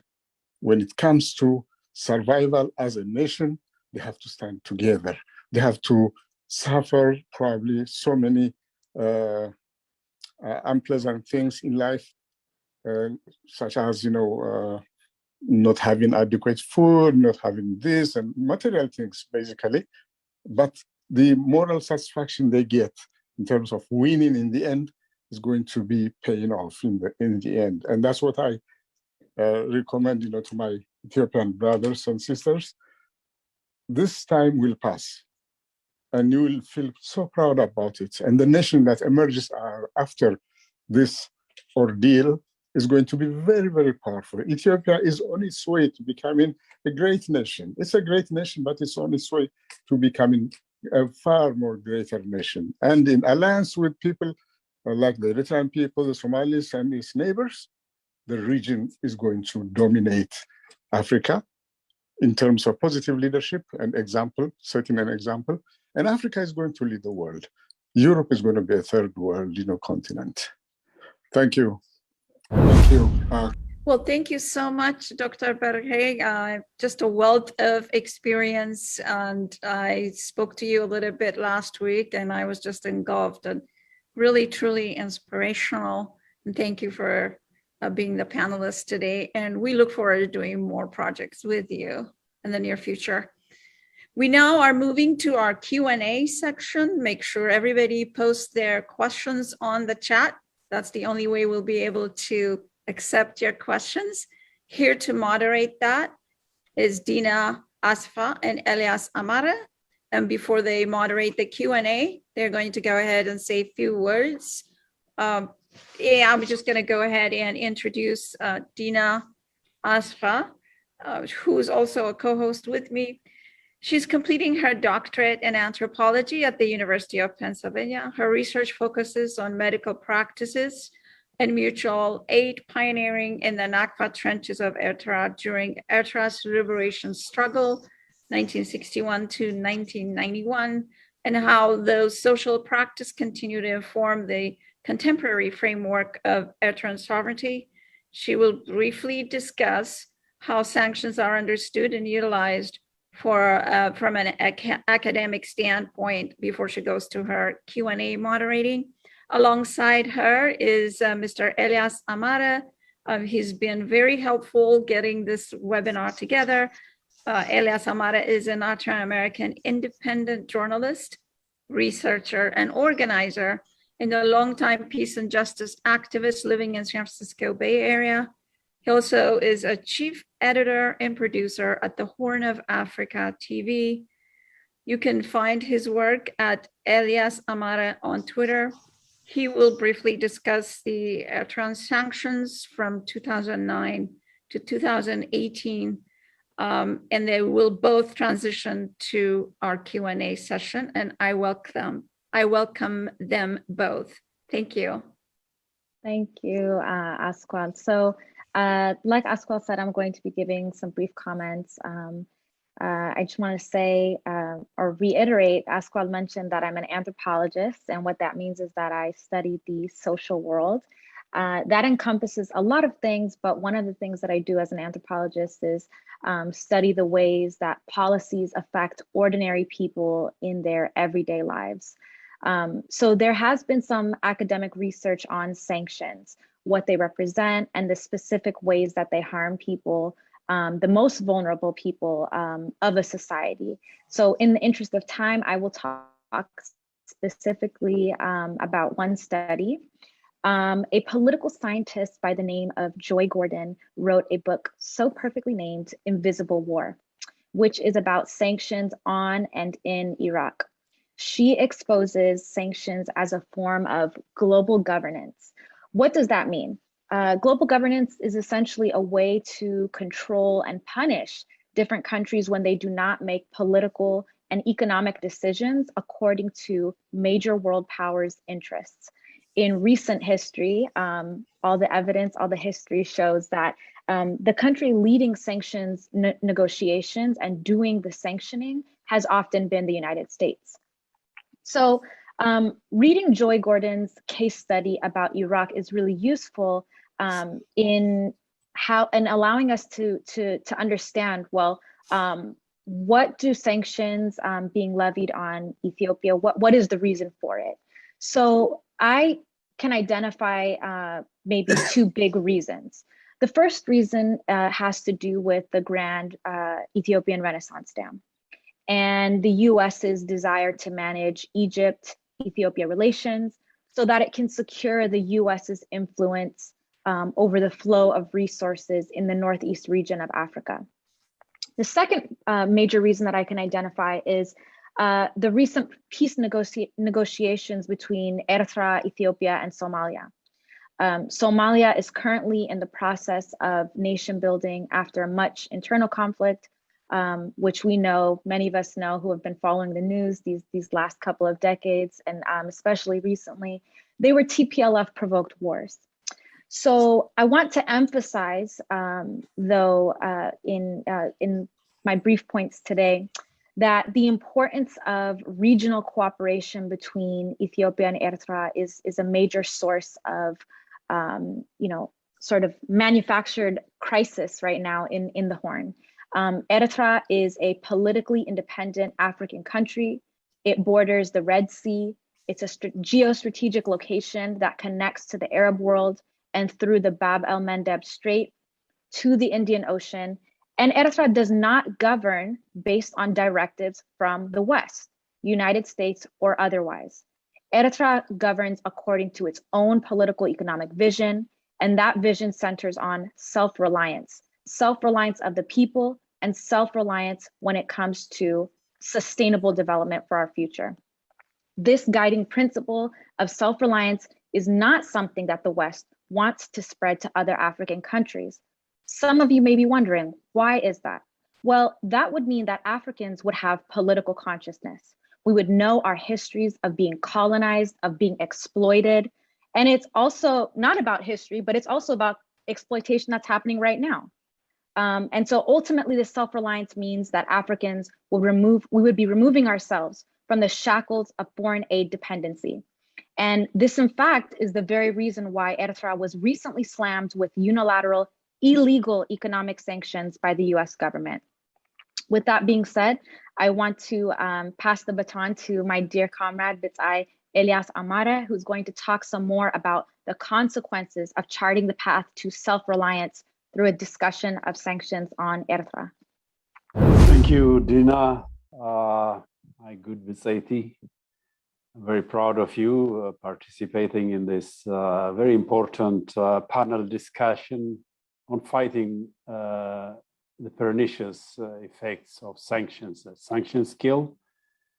Sanctions on Eritrea and Ethiopia are meant as weapons of war. Economic warfare is being waged on our two countries. And I would like to bring forth the importance of solidarity. We are in this together. Back, when sanctions were imposed on us the first time in 2009, 2011 at the UN Security Council, we didn't have much support in the world globally. We were fighting a lone fight against, hegemons of this world. So any voice of solidarity during that time meant a great deal for us. It inspired us, it uplifted our spirits.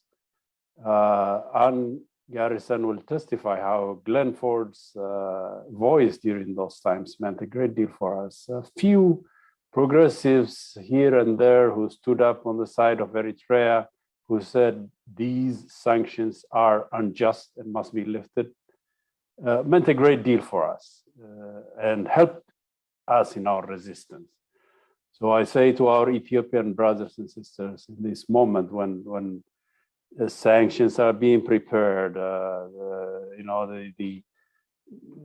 global hegemon is up in the ante, we are with you. We will defend Ethiopia. We will protect Ethiopia. I'm not saying this in a rhetorical way. I am merely echoing the words of our Honorable President Isaias Afwerki, who said that at a state dinner to Prime Minister Abiy Ahmed, saluting him on taking the courageous step of peace. And he said to him, point blank, do not worry, whatever comes ahead, there will be challenges, there will be obstacles, but together we will defeat it, we will overcome it. And so we are in this together, and we will come what may, resist, and in the end prevail. That is one message of solidarity I want to emphasize to my Ethiopian brothers and sisters. Ethiopia is very important to us, to Eritreans, and to the Horn of Africa region. We want Ethiopia to be strong, the economic powerhouse of the Horn of Africa. And as Professor Berhav Tegergis said before me, Ethiopia has great potential also to become a great power, a great influencer in Africa. It is the seat of African Union. There's great hope, there's great awakening of the Pan-African spirit of resistance. The No More, campaign is being echoed all over the continent and all over the world. And so to our global friends, supporters who are here with us today, I also salute them. I commend them supporting Ethiopia in this time of its need. Also support the vision of the new Horn of Africa, the vision of peace. We are for peace. We are actually the anti-war resistors.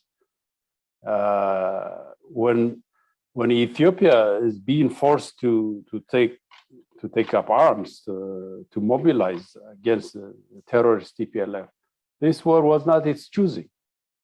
This war was imposed on it by the ethno-fascist clique of TPLF for reasons that are puzzling to many Ethiopians. The TPLF was supported by the United States. Why? People still continue to ask why. Why is the TPLF been supported for almost 30 years. It imposed its tyrannical rule over Ethiopia, its minority rule. And the West, the US, and the European Union countries supported it to the hilt. It destabilized the region. It waged war in Somalia. It waged war against Eritrea. And when all this failed, when Eritrea resisted fiercely, sanctions were imposed on it in 2009. US engineered sanctions at the UN Security Council based on bogus charges that Eritrea supported Al-Shabaab. Anybody who knows Eritrea and its history, supporting Al-Shabaab or Islamic extremism, jihadists, is anathema to Eritrea. Eritrea had been the victim of, jihadi terrorists, first from the Sudan, and later also the Meles Zenawi regime of TPLF was army proxy groups against Eritrea, jihadi proxy groups. These jihadists slaughtered 5 Belgian tourists in 1997 in Eritrea.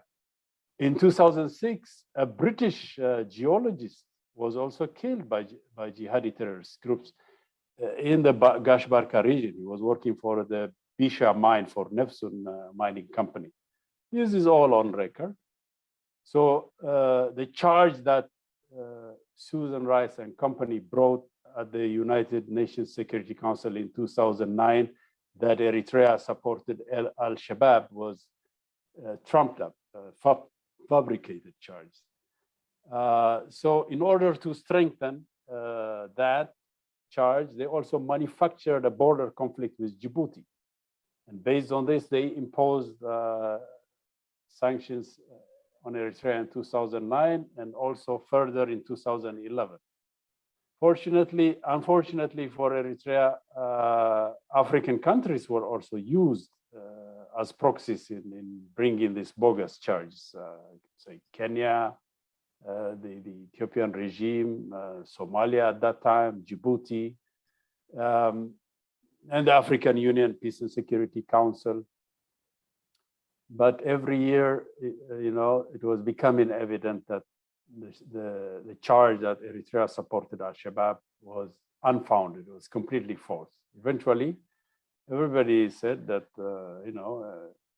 this is untrue. The manufactured border with Djibouti was being handled by Qatari mediation. And so eventually in 2018, when peace was finally achieved, after the removal of the minority TPLF regime from power and coming to power of Prime Minister Abiy Ahmed Ali, after that peace agreement was signed, then and only then were the sanctions lifted in November 2018. So all along, that proves that the charges that Eritrea supported Al-Shabaab, that Eritrea, the border conflict with Djibouti, were just spurious false allegations, lies to manufacture economic warfare on Eritrea. During those 8 years of sanctions, Eritrea suffered. Yes, I'm not going to go into detail. We suffered. Was hardships, but what got us through was that we all realized the entire population mobilized and said, we are in this together. We will ration fuel if we must. We will eat 1 meal a day instead of 3 meals a day if we must. We will not cut off social spending on education, on health programs.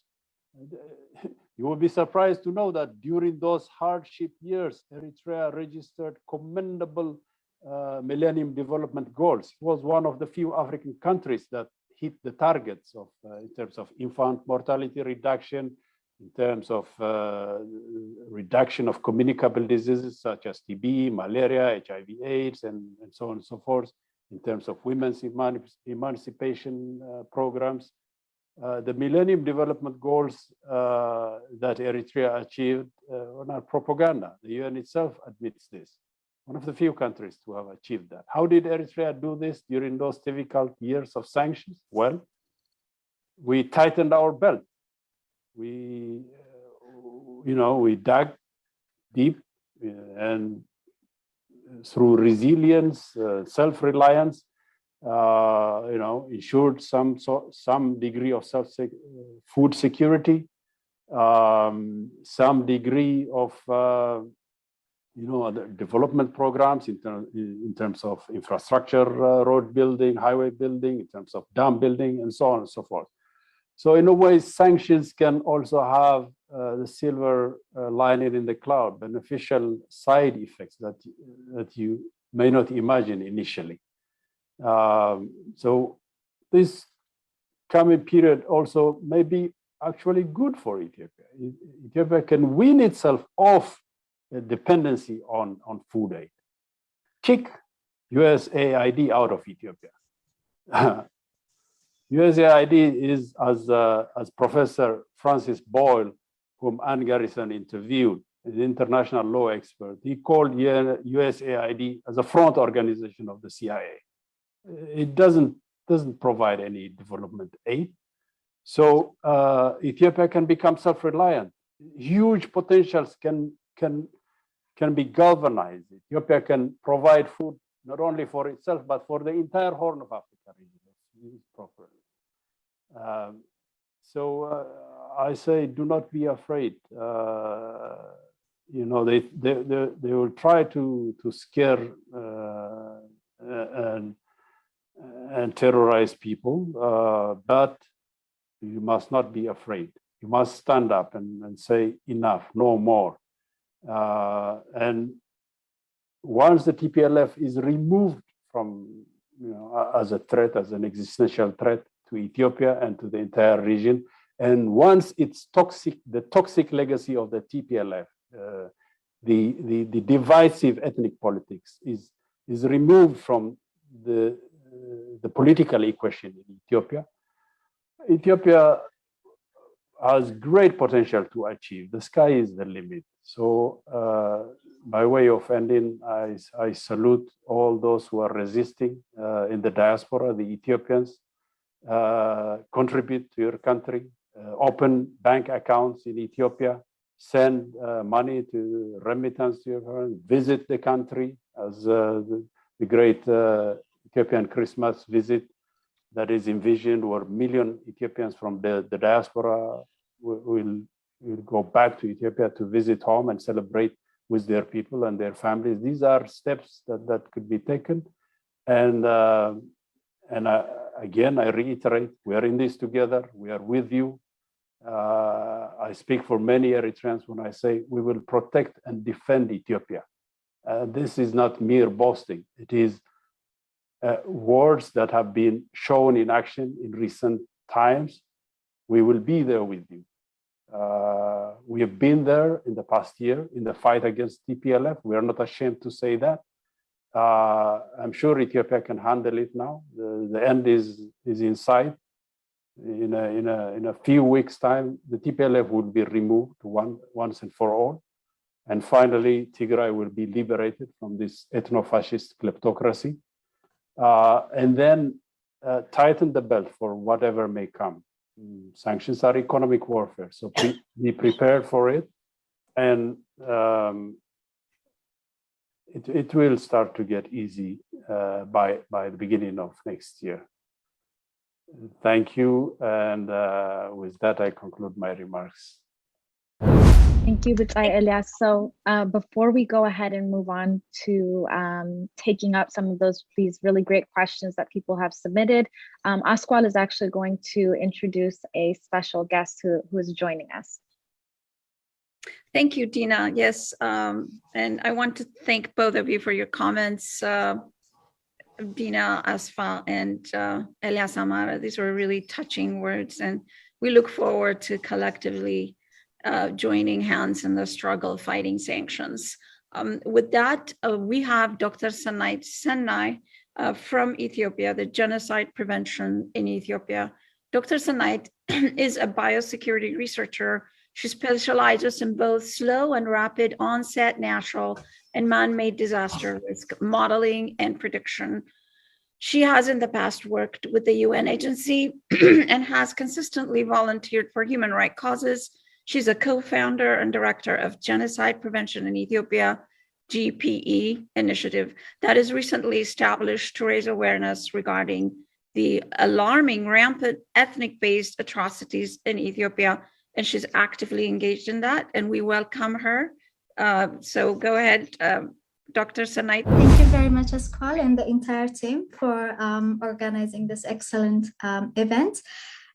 Just to really quickly give a brief background, very in one sentence regarding GPE. Obviously, Binyam has given a really good background on what the ethnic system is like. We first and foremost focus on local solutions, but also, providing ally countries the understanding of the very disturbingly ethnically charged political system that is put in place in Ethiopia back in 1991, when the TPLF and OLF-led coalition took power in Ethiopia. Now, we truly believe that prioritizing and getting out of the war situation is important, but at the same time, just like the other previous speakers discussed, it is important to have local solutions and work through injustices and really, like Deacon Joseph said, saying never again and internally solving problems would actually close, a nation from external pressures. So basically, GPE believes as much as it is important to say no more to the foreign interference, it is equally important to say never again to systemic injustices. With that, I would like to start by thanking the organizers for holding this excellent event that really highlights the depth and the complexity of the challenges Ethiopia is facing and how external pressure is making it difficult to work through them. I also would like to thank all the speakers for their insightful presentations. Well, most of you have already discussed the ill sides of sanction. Thank you for giving me the opportunity to speak about what I believe is a very important topic. As you have all perfectly highlighted, one way or the other, when external forces use tools like sanction to pressure any nation into any particular corner, rather than achieving the desired outcome, it's usually the citizens of that nation that suffer the most. And frankly, those who impose sanctions end up working against their own interests, and often the sanctions affect the very public it's meant to protect. Well, if that was the intention.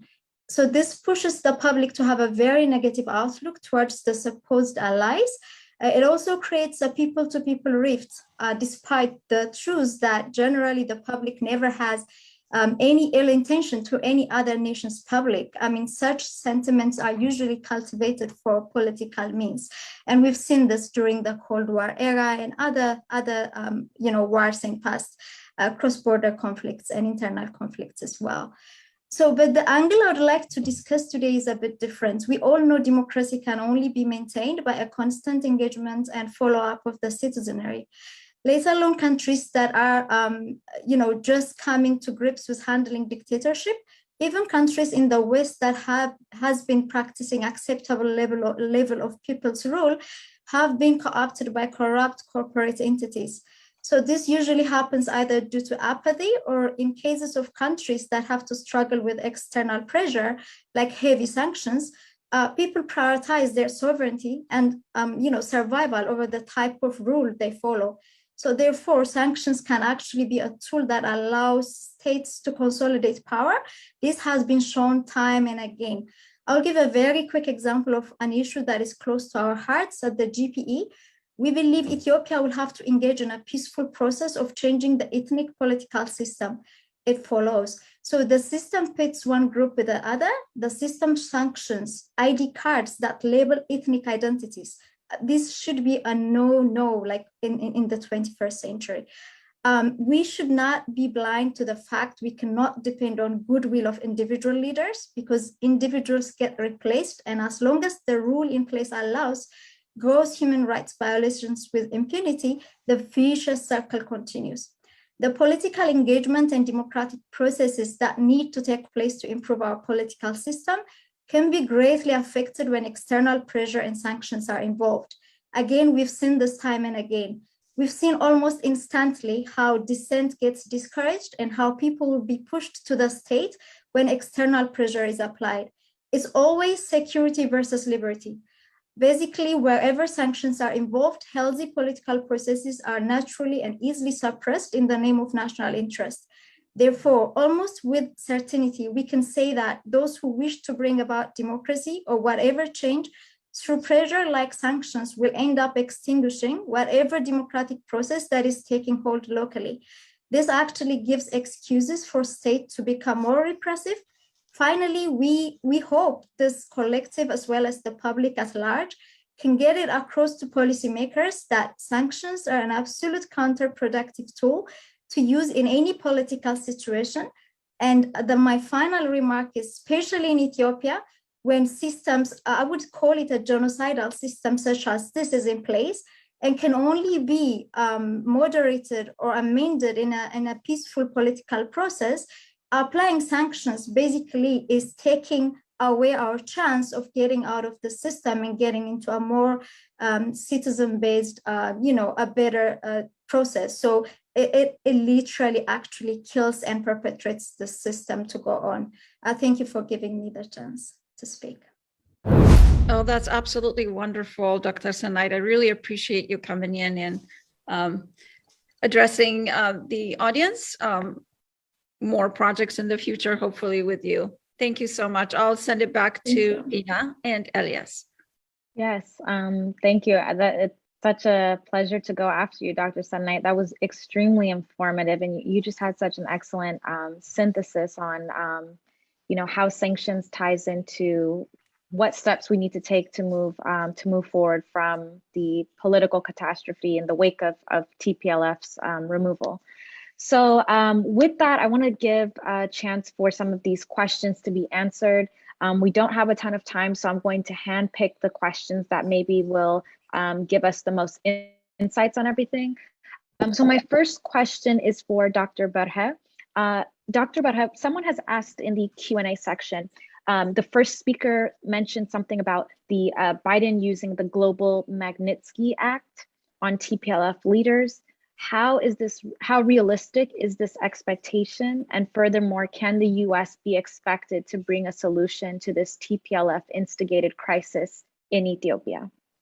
In my opinion, very unrealistic, because the creator of the present day TPLF, in terms of the line they follow and the ideology that they have, the program they follow, in short, violent suppression of an occupation of people in neighboring countries, suppression of Ethiopian people, and occupation of Eritrea.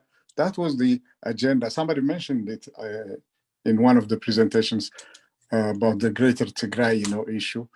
That was the main reason why we have all these problems in that part of the world now. The Greater Tigray agenda was occupation of Eritrea. Tigray will annex Eritrea, declare a greater Tigray Republic, and then disband Ethiopia, dismantle it completely.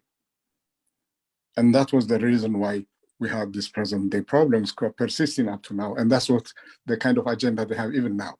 So the United States is behind this move, behind this blind kind of political blunder that the TPLF is following. And I cannot expect them to find a solution, absolutely. The best solution that the United States can provide now is to keep its hands off. But unfortunately, a great government misled by people on the side now. Some of them are inside the government cabinet members and so on, but others, former cabinet members in the Obama administration, are the ones who are twisting things. And I believe that American ex-officials and some even in power may be corrupt. There may be a mafia kind of an influence, in the United States. So the first thing the United States should do in the near future is examine its own acts, its own leadership.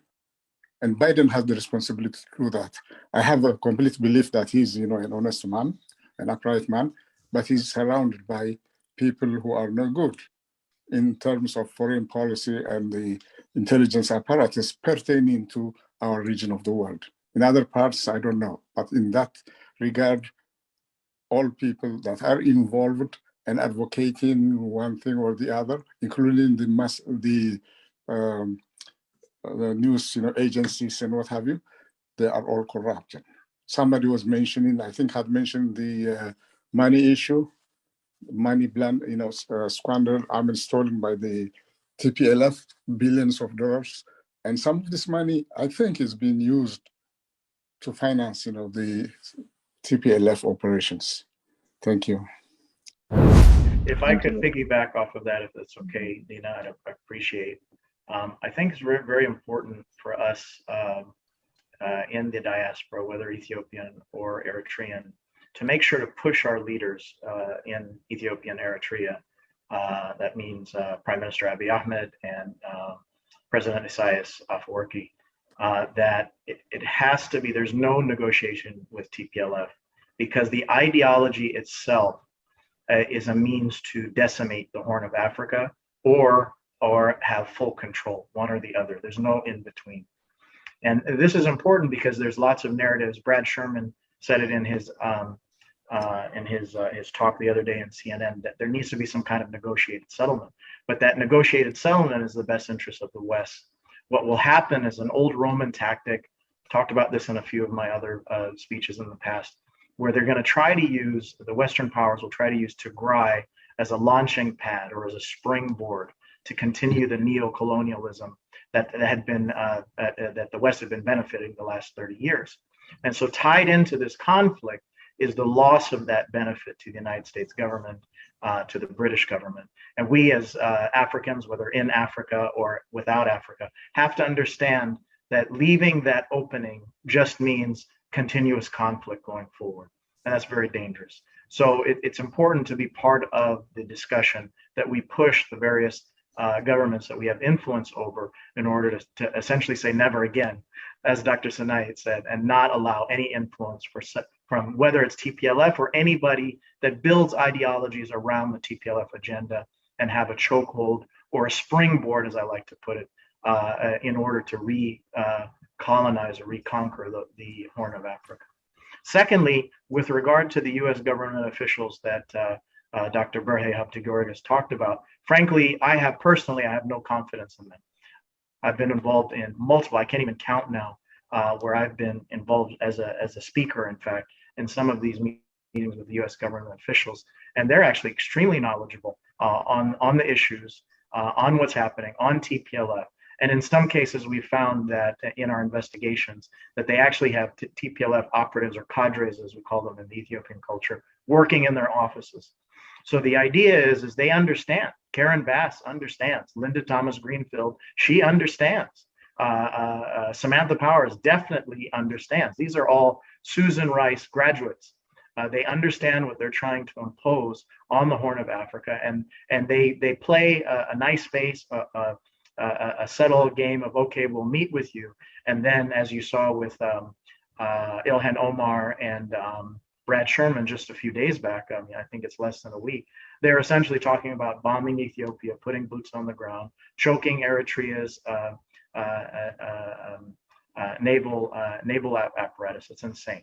We have to, one, say no more to the U.S. involvement from a government perspective. For example, I'm in Los Angeles, so we've already been dealing with Brad Sherman. We just had a protest on Wednesday, and we're going to continue pressuring him. But we also have to say never again to the legal apparatus, how the Horn of Africa was colonized in a sense. Neo-colonialism was put in place based on essentially the Mullah Zenawi Constitution of 1994-1995. Thank you so much for giving us those insights. I think that's a really great segue for a question that I have for Diakon Yosef. Someone asked this question. I think it's really great because it's very simple.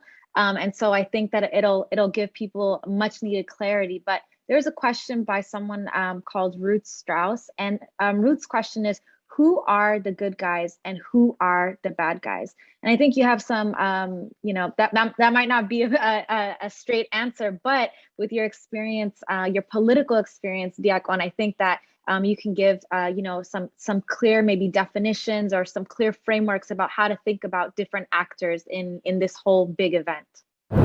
Okay, so really, from a very high elevation, if one goes up to 30,000 feet and look down, what is it the West really wants from Africa?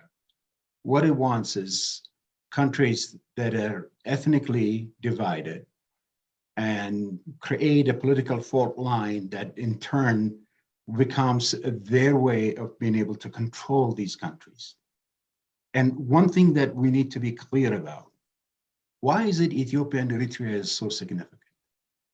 It is so significant because as you indicated earlier, that you have 40% of the world goods are going to pass through them. If we were tucked in somewhere in the middle of Africa, even having a leader like Dr. Abiy or President Isaias, that are really truly are national centric leaders, they wouldn't like it, but they would not make our lives as bad as it is now.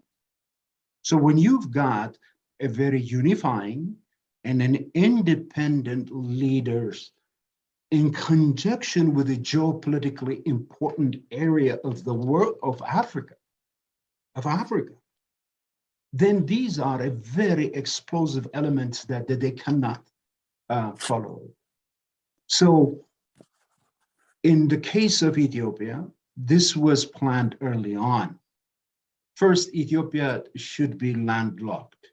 The West decided this long time ago, but make sure that it is in fact under the control of the ethnic divisive regime as like TPLF. And to their surprise, when they turned their face to Eritrea, they found President Isaias was a very nationalist leader. And he especially in having the significance of the Red Sea, they knew that they could not tolerate his independence. So when TPLF collapsed, and in its place, you have a new nationalist leader, Dr. Abiy, that came to power. And the fact that the two countries came to realize their strategic interest for peace, prosperity, and security, and that then in fact together they can lead the other states of the Horn of Africa to come to some level of confederation, so to speak. An alarm went off. So to answer the question, that fault line that I described earlier has produced close to about 80 ethnic political parties. But among them is the vanguard of this is TPLF. And then we have the Oromo Liberation Front, and particularly the Chennai, who have joined together with them. Those are the bad guys, and just in summary. The good guys are the ones that basically believe in the unity, stability, and the interest of the common members of the state and the Horn of Africa. And at this time, unfortunately, the West, and particularly the United States, to almost align itself, its interest with these forces. Now, I want to say quickly one important thing. TPLF was in fact a force in the Horn that was a stooge for the United States in particular. And there have been, fully documented historical facts in the fact that the Ethiopian army was used to fight Al-Shabaab and on all of this in the pretext.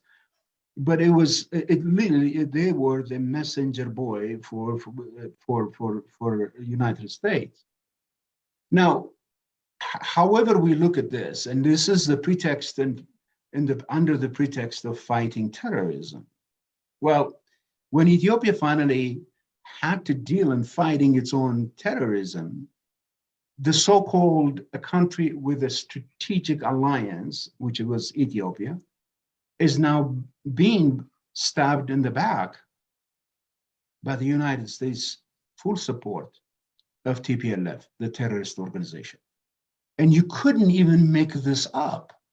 I mean, you can't even write this up and to make it believable. And so I want us to understand in this that our sovereignty comes first. And, you know, in the case of Ethiopia, it's no surprise that we are, in fact, have never been colonized.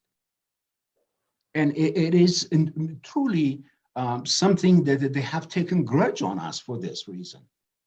So whenever you bring in a force like a TPLF into the mix, that absolutely does not really feel that sovereignty is that sacred for Ethiopia. The West embraces it. And so I just wanted to say, and there's a lot to be said about all this, but I just want to say the bad guys are anyone in Africa that you find that have organized themselves under the ethnic fault line, make an ethnic-based political vision, are in fact are the first susceptible people that would fall under the ones that basically will surrender the sovereignty of their nation to essentially be a go-to people for the West. Those are the bad guys. So now faced with a sanction, we're told unless we empower those people back into the political field, that the United States is going to use sanction against the countries that advance the national sovereignty of the country. I don't know if I answered the question, but I'm trying to sum up this by saying that ethnic politics is our demon. And at the end of the day, unless we rooted ethnic politics out of Ethiopia, Ethiopia will never have peace. The flesh and existence of TPLF, that we can conquer it, but the soul of TPLF is ethnic politics. And that needs to be also defeated. And that's why I truly congratulate and hail President Isaias, because he absolutely unequivocally revoked any sense of ethnic politics. You can make ethnic politics even from a small country that has diverse tribal and affiliation. One can make, Somalia was a good example of that. But the fact that he absolutely would not tolerate that, that should be a good advice to Ethiopia as well. So thank you. That's my answer for the question. Thank you, Diakon Yosef. You hit the nail right on the head, so to speak. It resonates with me a great deal. I agree with you. Ethnic politics is the demon, not only of Ethiopia, not only of the Horn of Africa, but of the entire African continent. Imagine we have thousands and thousands of ethnic groups in Africa, and if you go along the TPLF ethnic politics lines, it would be chaos and disaster. So with that, I segue then to the next question from Horn of Africa TV live chat. I will direct this to Professor Lawrence Freeman, because I think you have addressed it. I heard one of your interviews with Geopolitics, something, a YouTube channel 3-4 months ago, where you talked about the China-US rivalry. And I'll read the question and then add on a few of mine. The question says, is from a guy or a girl who goes by the name of Red Sea Youth. Could you please ask one of your panelists, isn't Biden administration aware by pursuing its interventionist policy in Ethiopia, they risk pushing Ethiopia to look towards its rival, China? So, which brings us to the geopolitics question. So your view on geopolitics, if I understand, you're not enamored with that term geopolitics. What is it? If you can elaborate a little bit and then go to what you said in that interview, where China and the United States can actually cooperate to bring about development in Africa instead of unnecessary rivalry. Having said that, I salute you for going to Ethiopia, sir, showing solidarity, very, very important. We are very, very proud of that step that you took in this time of need. And I'll let you answer the question. Thank you. Thank you very much. I'll be happy to participate in this discussion. It's been extremely informative. Basically, what I've been looking at for many, many years and decades of studying this is in Western governments, you do not actually have a homogeneous or monolithic government with a clear purpose. You have various factions and you have changes that go on over the time, over the 230 years of my country. I've seen political leaders represent the interests of the United States, and I've seen our political leaders not represent the interests of America as it was founded.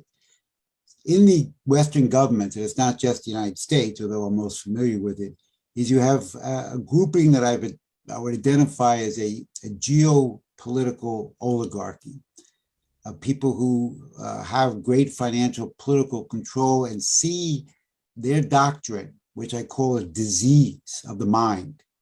But their doctrine is that the world is like a game board, chess or checkers. It's fixed, it doesn't grow, it doesn't change. And the main purpose of this geopolitical faction is to be on top, to be in control, and to use whatever powers and manipulations and capabilities, financial and political, to maintain that control. And that's been their view of Africa. This geopolitical faction does not care about the development of Africa. They, in fact, oppose the development of Africa. They're not interested in raising the standard of living. They're not interested in eliminating poverty and hunger, which I know can be done. They're not interested in that. They're interested in a game against the Africans and using the Africans against others for their domination. And it's correct, as Deacon Joseph said, much of it has to do with East Africa and the Horn, the Gulf of Eden, the Straits in that area, where a great deal of shipping goes through up to the Suez Canal. This is, of course, very important. And that's one of the reasons Djibouti has so many military bases. And that is a part of their political thinking. And they also do not want to see independent leaders. And I agree with Deacon Joseph that ethnicity is a demon. I call it a cancer on society. I've opposed it since I first stepped off the plane in Lagos and saw what was going on in Nigeria in 1994, and that continues to go on. And as you study the history of Africa, you see that ethnicity destroys nations. And the British used it, created it, fostered it. Ethiopia did it to itself after the 1991 overthrow of the Derg. And this will be a tool. And Deacon Joseph is right. Until this is eliminated, Ethiopia will never be a whole nation. We have to, as I said in my lecture a couple of days ago in Addis, we have to have a unified Ethiopia where citizenship of a sovereign nation is primary, not what ethnic group, what biological bloodline you have, what piece of territory you came from. We are all human beings because we're created in the image of the Creator with the potential of creativity. And that's what unites us and makes us human. The problem we have with the Biden administration, and this is my best assessment at the moment, is that President Biden is a long, well-known political figure. I don't believe he wants to have a war. I don't believe he wants to see death and destruction in Ethiopia. I don't think he wants to see regime change. I don't think that's what his outlook is. I don't think that's what his stomach can take. However, that's not the determining factor, because in the Biden administration, you have a group of people committed to this geopolitical doctrine, and they've already been named. I mean, you have people like Samantha Power, who was the single leading individual for the military overthrow of President Gaddafi, which destroyed the Sahel. And hundreds of thousands of people have suffered across the Sahel from northeast Nigeria to Burkina Faso, and will continue to suffer probably for years to come. They know what they're doing. They want people in power who they can manipulate, and they want people in power who will carry out and continue their, or at least correspond or work with their geopolitical doctrine. You have people, of course, Susan Rice has a low position in the Biden government because she couldn't really have a high profile one given her track record, but she nevertheless is in the government. And we know the others. Gail Smith, I believe at one point, actually was aligned with the TPLF. And therefore, President Abiy doesn't play that game. And uniting the Horn of Africa with Eritrea and Somalia, that's not part of the geopolitical game. Bringing 6,200 megawatts of power into sub-Saharan Africa, that's not part of geopolitical game. They want to be in control. They want to determine what's going to happen, and they want to pick the people and use them. And ethnicity, even after the defeat of the TPLF, ethnicity has to be eliminated in Ethiopia. I proposed in my speeches in Addis that this crisis could be used as have a positive feature in that it could unite Ethiopia stronger and unite Africa in a stronger sense of their commitment to economic development, because all the people of Ethiopia have a common interest in working together for the future development of Ethiopia. So Biden, even though I don't believe this is what he really wants to do, nevertheless, he could be pulled into it. I warned some people in the Ethiopian government early on not to look favorably upon the Democrats. The liberal Democrats believe that their, quote, democracy and their humanitarian worldview has to be imposed. I think that was discussed earlier. They believe they have the right to impose their form of governance, their ideology, their view on the rest of the world. Anthony Blinken, the Secretary of State, I think is very dangerous. He's made comments way early on in the conflict, as has been pointed out, he claimed it was ethnic cleansing and genocide and rape as a weapon. None of that has been proven. The UN has not chosen to use those words in their report. He's going to try to pull Biden with the support of others and a fairly uneducated and uninformed Congress, as well as an uninformed population, that we have to intervene. There's a humanitarian crisis. Mm-hmm. I've been discussing when I was in Addis, and I don't know if the government really understands this, just to be frank with you. But as military victories, as the ground force improves for the government, that the geopolitical faction may increase their desire for destabilization.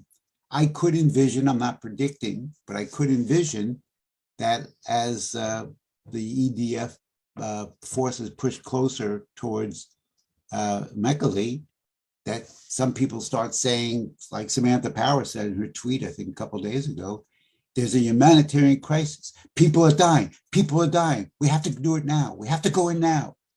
And that's what you got in Libya. And they used a responsibility to protect a doctrine that says this political faction in the world has a right to militarily intervene when they deem that the governments are not protecting their people, i.e., when the government is committing genocide. I'm not predicting that will happen, but these are the ways we have to be thinking about this geopolitics. And, the obvious point is that this doesn't have to happen. Right. That, as I mentioned many times, the United States could change its policy, could work with China, and China and the United States together could say, we are going to help Africa by helping empower them with long-term credits for infrastructure development in energy, roads, rail, water management, et cetera. This could all be done. So there's a common interest for all the great powers and the African nations to collaborate for the development of Africa, which is in the interest of all of humankind. you so much, Dr. Freeman. I want to take a moment to take us back to our other esteemed guest, Ann Garrison. And you are a professional journalist and thus a professional deep researcher. And we are so grateful to you in the Eritrean community, in the Ethiopian community, for being so committed to this, this process, which is very serious, this process of research, this process of aggregating data and evidence to tell a coherent narrative about what is actually happening.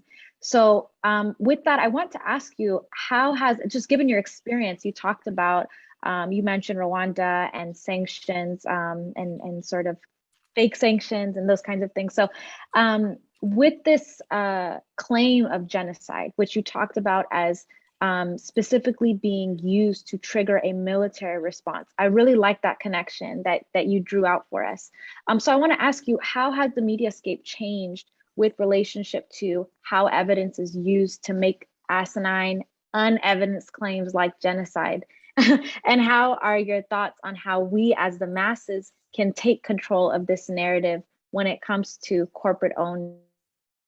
Well, I said some of that in my remarks. I'm not sure whether the person who is asking that question was here at the time, but I said I would encourage people to stop putting all of their energy into criticizing the mainstream media or the mainstream, the corporate and state media. And in a corporate state like the United States, it's more or less the same thing. I was at a demonstration where people kept chanting CNN fake news. I am repeating myself here, but I would like to encourage you to pay attention to the independent media. I gave some examples, Black Agenda Report, where I'm a contributing editor. It may seem odd, but I'm the one white contributing editor because of the amount of time that I've been willing to commit to understanding Africa, and most particularly what the US gets up to in Africa.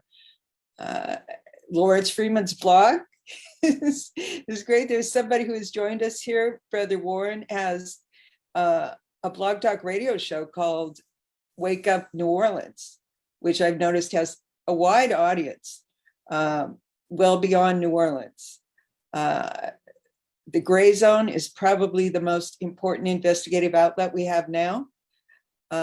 Mint Press News is also an important investigative outlet and journal of opinion. Consortium News. I produce radio for Pacifica Radio. And in fact, soon I have to go and voice the narration for a show that we're doing this week. Our Pacifica's national show, COVID, Race, and Democracy. I can't endorse Pacifica Radio across the board. It's a very mixed bag. There are stations all over the country. The show I work on is heard in New York, Washington, D.C., Houston, and Los Angeles. And, you know, I'd say I agree with about half the programming. The same is true of another outlet I write for, the Black Star News. I don't agree with everything they say, and it doesn't really have an editorial line. The same thing can be said of Counterpunch, but it doesn't adhere to the talking points of the State Department that are given to us through the corporate and state corporate news. So I said some of the best advice I could give is to turn it off. Just turn it off and encourage other people to turn it off. I have noticed that educated people who tend to be the kind of people Lawrence was talking about, people who have liberal values within the United States, they tend to read the New York Times and the Washington Post and consider that they are well informed. If see, Lawrence is nodding along with me, if they read those two publications. And it's very hard, it's very difficult to challenge them. I mean, I have a lot of well-educated family who feel this way. I say, what are you reading? The New York Post and MSNBC, which is like Democratic cable news. Rachel Maddows, my favorite. Rachel Maddow, but but like I have, as I said earlier, this is changing because young people in Binyam, I think, would probably confirm this, that they prefer web-based media. So if you can, share news from the outlets that I'm talking about, and don't expend all of your energy throwing yourself at CNN because they're a lost cause. The search engines that we all use to search the web are important, and I have been turning to DuckDuckGo, not relying simply on the Google search engine. The results, at first they were questionable. This is nonprofit. It's a nonprofit organization, DuckDuckGo, and the results are different. If you go up and switch your search engine, even if you're using the Google Chrome browser, you can switch to DuckDuckGo as your search engine, and the results are different, and they're getting better. And the outlets that I mentioned are more likely to turn up. Thank you so much again, Anne, for reiterating that. I think for a lot of people, I mean, you described yourself, right, as a socialist, and so I think this is a turbulent time for people's personal sort of journeys of like political consciousness, and so grappling with how to organize and where to get information and how to do analysis is so important, and you need people to sometimes point you in the right direction. And so, like I said, we're grateful for your work and for making it, simplifying that process of just figuring out what do we need to do next? How can we arm ourselves with the right information? Of course, to hold certain individuals, entities, especially in light of the increasing credible evidence that US government representatives are indirectly pursuing regime change. Is there also a possibility to sue corporate media for pumping false narratives and creating hysteria? This has a direct impact on the economy of the country and on the mental well-being of citizens. It's a great question. So what does international criminal law say about this? Can we bring certain US government officials to The Hague, to the international ICC, for example, for waging economic warfare unjustly? Well, let me make a few comments, because I'm a lawyer. I like defending. I like international law and the freedom and justice that is established by our international legal system. I was very involved in the Rwanda, defending people accused of genocide in Rwanda, and trying to fight. Like, we have a big problem with Paul Kagame, who goes around intimidating people in Canada, and people sued him in the US. And there's a lot of problems about immunity, state immunity. There's a lot of problems about political will. There's a lot of problems about cost of suing in a US court. So it's a very, and I mean, in the Canadian legal system, there was a project to sue the Canadian government for discriminating unjustly against Rwandan refugees based on fake refugee stories. And it's so difficult.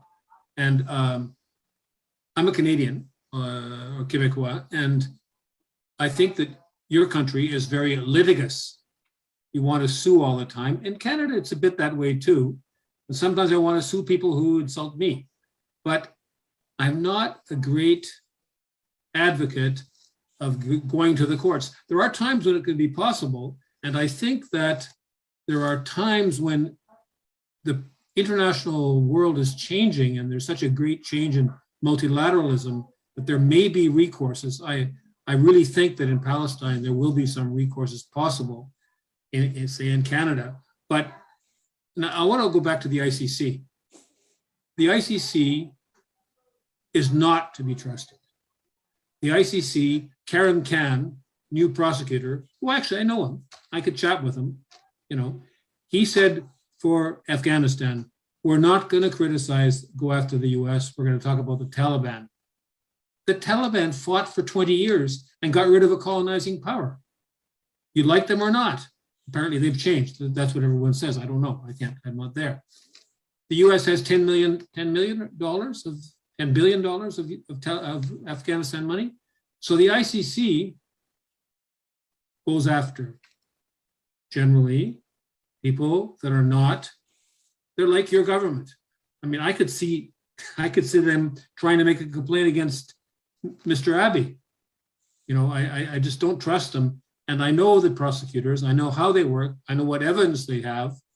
I was on the Kenya case, and the evidence was shoddy. Whether or not you agree with the policy of Kenyatta right now, that's another question. But he was a target of the US embassy. His name is Rannenberger, the former diplomat. And I was on those cases, although my client was released quite early in the process. It was not good evidence. And I've been on cases at international courts. Generally, and I mean, there's obvious, most of the time they charge first and then try and get the evidence, invent the evidence afterwards. That's very shocking because in Canada, well, there's most people who are charged with drinking, driving, or beating or murder, there's usually something there. I'm not saying there's not racist, terrible racist stringing up of people in the US or even in Canada, but the international legal system for prosecution doesn't work. It's not intended to work. And if you ask people, if you know Ramsey Clark, Ramsey worked with us in the ICTR, the Rwandan Tribunal, and he said these cases are just another form of war, just like we said about sanctions earlier. So we should be sanguine about it. We have to use law. We really have to use law. And I'm in favor of using law to advance the case, for example, of your country. But the recourses are not, you're not going to get, Mr. Deacon, the deacon said, I don't see his last name, Deacon Joseph said, no ethnic politics, all right? Let's stop ethnic politics. It comes from the people. That's where it really has to go. And if you know Glenn Ford, because Glenn Ford was one of the four, everything, power to the people, that's where it really comes from. By the way, his book of his writings is available at Black Agenda Report, and it's worth reading. I'm just starting. Thank you. Yeah, so we have one final question. Thank you everyone for staying with us. The final question came in, and the question is there, a case study that shows, or that you all could discuss, that shows a successful strategy or maybe sets of strategies against U.S. sanctions? So I think that question might be good for either John or for the deacon. But if you all could just give us your response, and then we'll go ahead and wrap up for today. Thank you. Yeah, there's another question that came in with it, which is, do change.org and so forth, these kind of platforms, do they really work and are they effective? So go ahead. I don't know the answer for change.org. Some people think it's a good way to raise things. I don't think they have much power. They don't force anybody.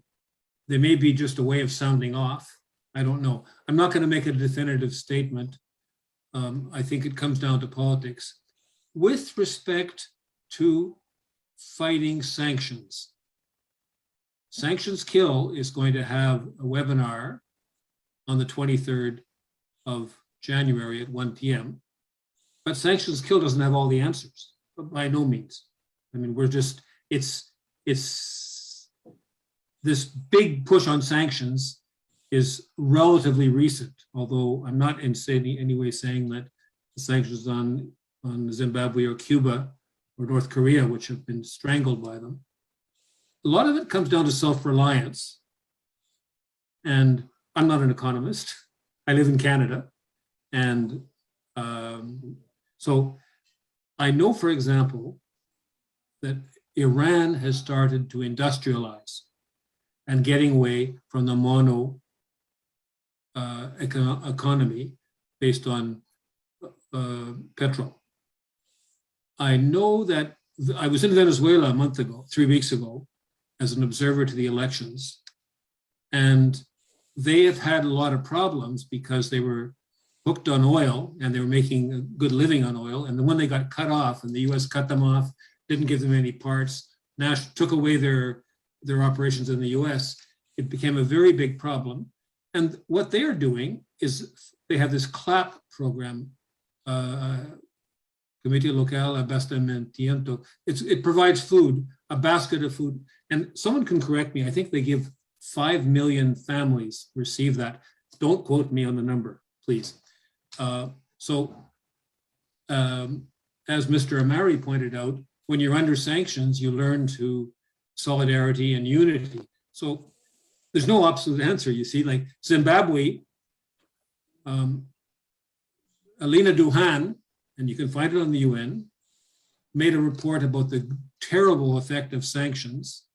And Mr. Amwali, who some of you know, who lives in New York, has talked to me or to some people about how they're trying to get around sanctions. Syria, it's really bad. Their money is worthless. The US financed the jihadists. And then when Syria won, or is almost won, they haven't quite won yet. They're still occupied in 3 places, by the US, by Turkey, and by Israel. But they're under sanctions and it's very difficult, and it's overflown into Lebanon, as we see from the headlines, and I read about it a bit. But so I know that the multipolar world will be a way out. I know that trading other currencies and getting off the dollar and getting off SWIFT is another way. These are things which we as observers know. I'm a lawyer and I don't know that much really. I know some things. I can see what the paradigms are. And to people, I mean, really a touching thing. It really hits me hard, this one. Alex Saab was a brilliant and well-to-do businessman who became Venezuelan in 2004 and helped the economy of Venezuela to build houses for 3.5 million people. And on June 12th, 2020, he was traveling to Iran to get medicine, oil, and food for Venezuela. He was one of the geniuses in helping Venezuela bypass sanctions. He was stopped in Cape Verde, detained, taken off the plane. He is a diplomat with diplomatic papers, which were provided on a fake Interpol warrant given the next day. He was tortured, held in dark, separated from his family, and the regional human rights court got him out of jail eventually and ordered him released and pay him an indemnity of $200,000 on March 15th last year. And there's a lot of litigation. He was very well defended. And on the 16th of October, he was sent to the US. And what they wanted to get information on how he's helping bypass sanctions. So this is what we're talking about. I mean, his case is a horrible, horrible thing. I have his book right in front, right behind me. I won't get it because I'll probably knock over my microphone. Can you repeat his name? I mean, Alex Saab. I'm going to get the book. Hang on, please. Yeah, it sounds interesting. Sorry to interrupt, but since we're talking about tools of fighting sanctions, this might be a resource that our listeners can. Here it is.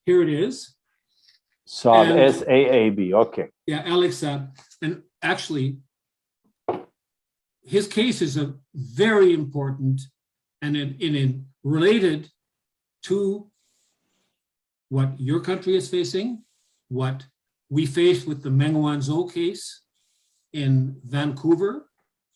And this man his book it's very touching because he's in solidarity with Venezuela and fighting against sanctions. And in Sanctions Kill, we are supporting Alex Saab. And well, I could carry on about this, but the time is flying. It's, what is it, 8? It's 6:15 here in Montreal, 6:15 on the East Coast. And so, see, I don't really know how to fight sanctions, except that countries in their sovereign way learn to do it. I mean, you know the stories about Iran sending oil. The US stopped one freighter, and then last June, I think 3 Iranian oil, what's the term, boats? I can't remember the term. They got to Venezuela, and the US, we were scared they were going to stop them, and they didn't. So this is kind of what, and I'm sure that people from Ethiopia and from the ministry and from the economy in your country are, I hope they're getting ready to study this. I'm sure they are. If they are as intelligent and resourceful as the people attending these meetings, they must have a pretty good idea of what they're going to do. Obviously, we have to support them. It looks like we're coming to our end, and so I don't come back, and then I just wanted to address some things. Which we've been in this session for 3 hours now, and truly appreciate all the panelists. I learned a lot. I think there are few actionable plans that we can walk away with. Maybe what we should do is get together privately and see how we can be able to come up with actionable platform for our constituents to participate in. We understand the level of sanctions are different every time. Because there's a low-level sanctions to threaten and intimidate, and if it doesn't work, they go to the next level, including embargoes and making even a criminal act for private organizations and individuals to be part of, which I believe John just described. The case of Alex Saab is based on. We don't want, obviously, the relationship to get to that level. And for it to be continuously becoming damaging for Ethiopia and Eritrea and for the region at large. And so I want to say that we really do want to, they are very surprised about our constituents visibly going out and protesting and whatnot. If you recall when Iraq war was launched, Iraqi Americans were so intimidated that they did not protest. We didn't see them as we see today, and that's true also for Libya. When their country was bombed back to the Stone Ages, you did not see the protests that Ethiopians and American and Eritreans are doing now. So I do want to congratulate Ethiopian Americans and Eritrean Americans to really show our resolute, and we're not afraid. And this is a new phenomenon. I want you all to understand that.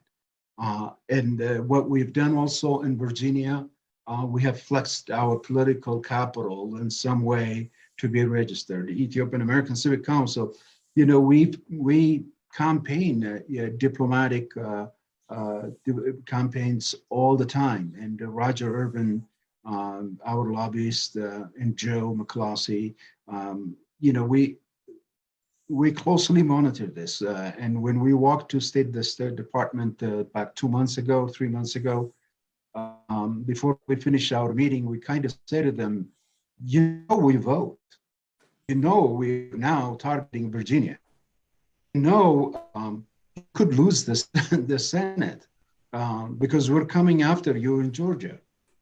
And obviously what we saw, and these are very senior people at the State Department, where they were perplexed and they did not anticipate our resolutes in all of these fronts. So this is a good thing. I think we should continue with that. The other thing that I just want to pinpoint is that we're living not in 1991. Somebody need to tell, these policymakers. This is not 1999 when TPLF was enshrined by the United States to take over the federal government. The Soviet Union was collapsing. There were no regional powers. The United States was the sole superpower. And fast forward to the present, things have changed. So much so, you follow the same news as I do. And today we're hearing the fact that China's economic output has surpassed of that of the United States by a tune of $30 trillion. And that regional powers are the shakers and movers of geopolitics. Russia is, back from the dead, and that the Emirates, the Turks, sway a lot of persuasion in so many ways. So I guess the point I'm trying to make is that the United States needs to be careful to how much they want to push this, because the space that they would leave will not remain being vacant. It will not be a vacuum. Some other powers capable will take advantage of it. You can't lose things you never had. So all these competing powers, they didn't have that sway that they had in the region as the United States did. So in this game, at the end of the day, it's United States to lose. So they need to cherish this. We're bound to complete the GERD. We're gonna be a power generating nation. We're gonna align our interest with Eritrea and Somalia. And the epicenter of the region is going to be in these nations. Red Sea control, at least in a meaningful way. If you think one country by itself, you can quarantine it and economically suppress it as they did with Eritrea, would not give them the leverage to have control over the Red Sea.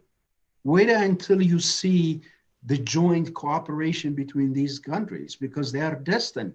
They're people in so many ways, and for most people that don't understand, Ethiopians and Eritreans, we are one people, okay? We happen to have two countries.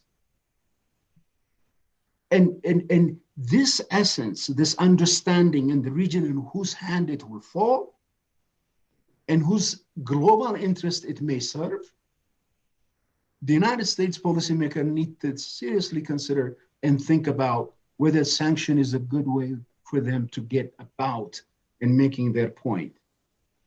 So I want to say, I really want to thank, I know there's a lot of things that we can talk about, but I'd like to thank the organizers. Asqual, you've done a phenomenal job in putting together this really powerful webinar. And I want to thank Ann Garrison and John for you to be the bridge for us to break out from our own ethno center and to assimilate more to the general community and to people like yourself who truly have a wherewithal in dealing with these sanctions. All of these illustrates example that John shared. I suppose sanction didn't start on Ethiopia. We all wake up when it happens to us. Where were we when they invaded Iraq? We thought it wouldn't affect us. Where were we when we saw Libya being destroyed, or Syria being, Yemen, or Somalia for that matter? But when it happens to us, first of all, it feels different. The second thing is that we think that they created sanction out of, the thin air just to to make life difficult for us. No, the truth is it has happened. It has been utilized. It's been weaponized. And the history that John shared truly explained to all of us that this is our turn. Now we got to fight the good fight. And so I just want to say that this webinar is the first one that, you know, us definitely doing it for the first time. It may be the first time that our civic organizations around the country have tried to establish for the first time. And with that, we need to continue to broaden the coalition, even to bring in more forces to reckon with this crisis that is unfolding before our eyes. One more thing, Ethiopian American Civic Council, with the generous support of many of you who have supported us, who have financed us, who you have underwritten our ability to be able to hire lobbying firm, public relation firms for us to be on the news wire, and so that we get our voice to be heard globally.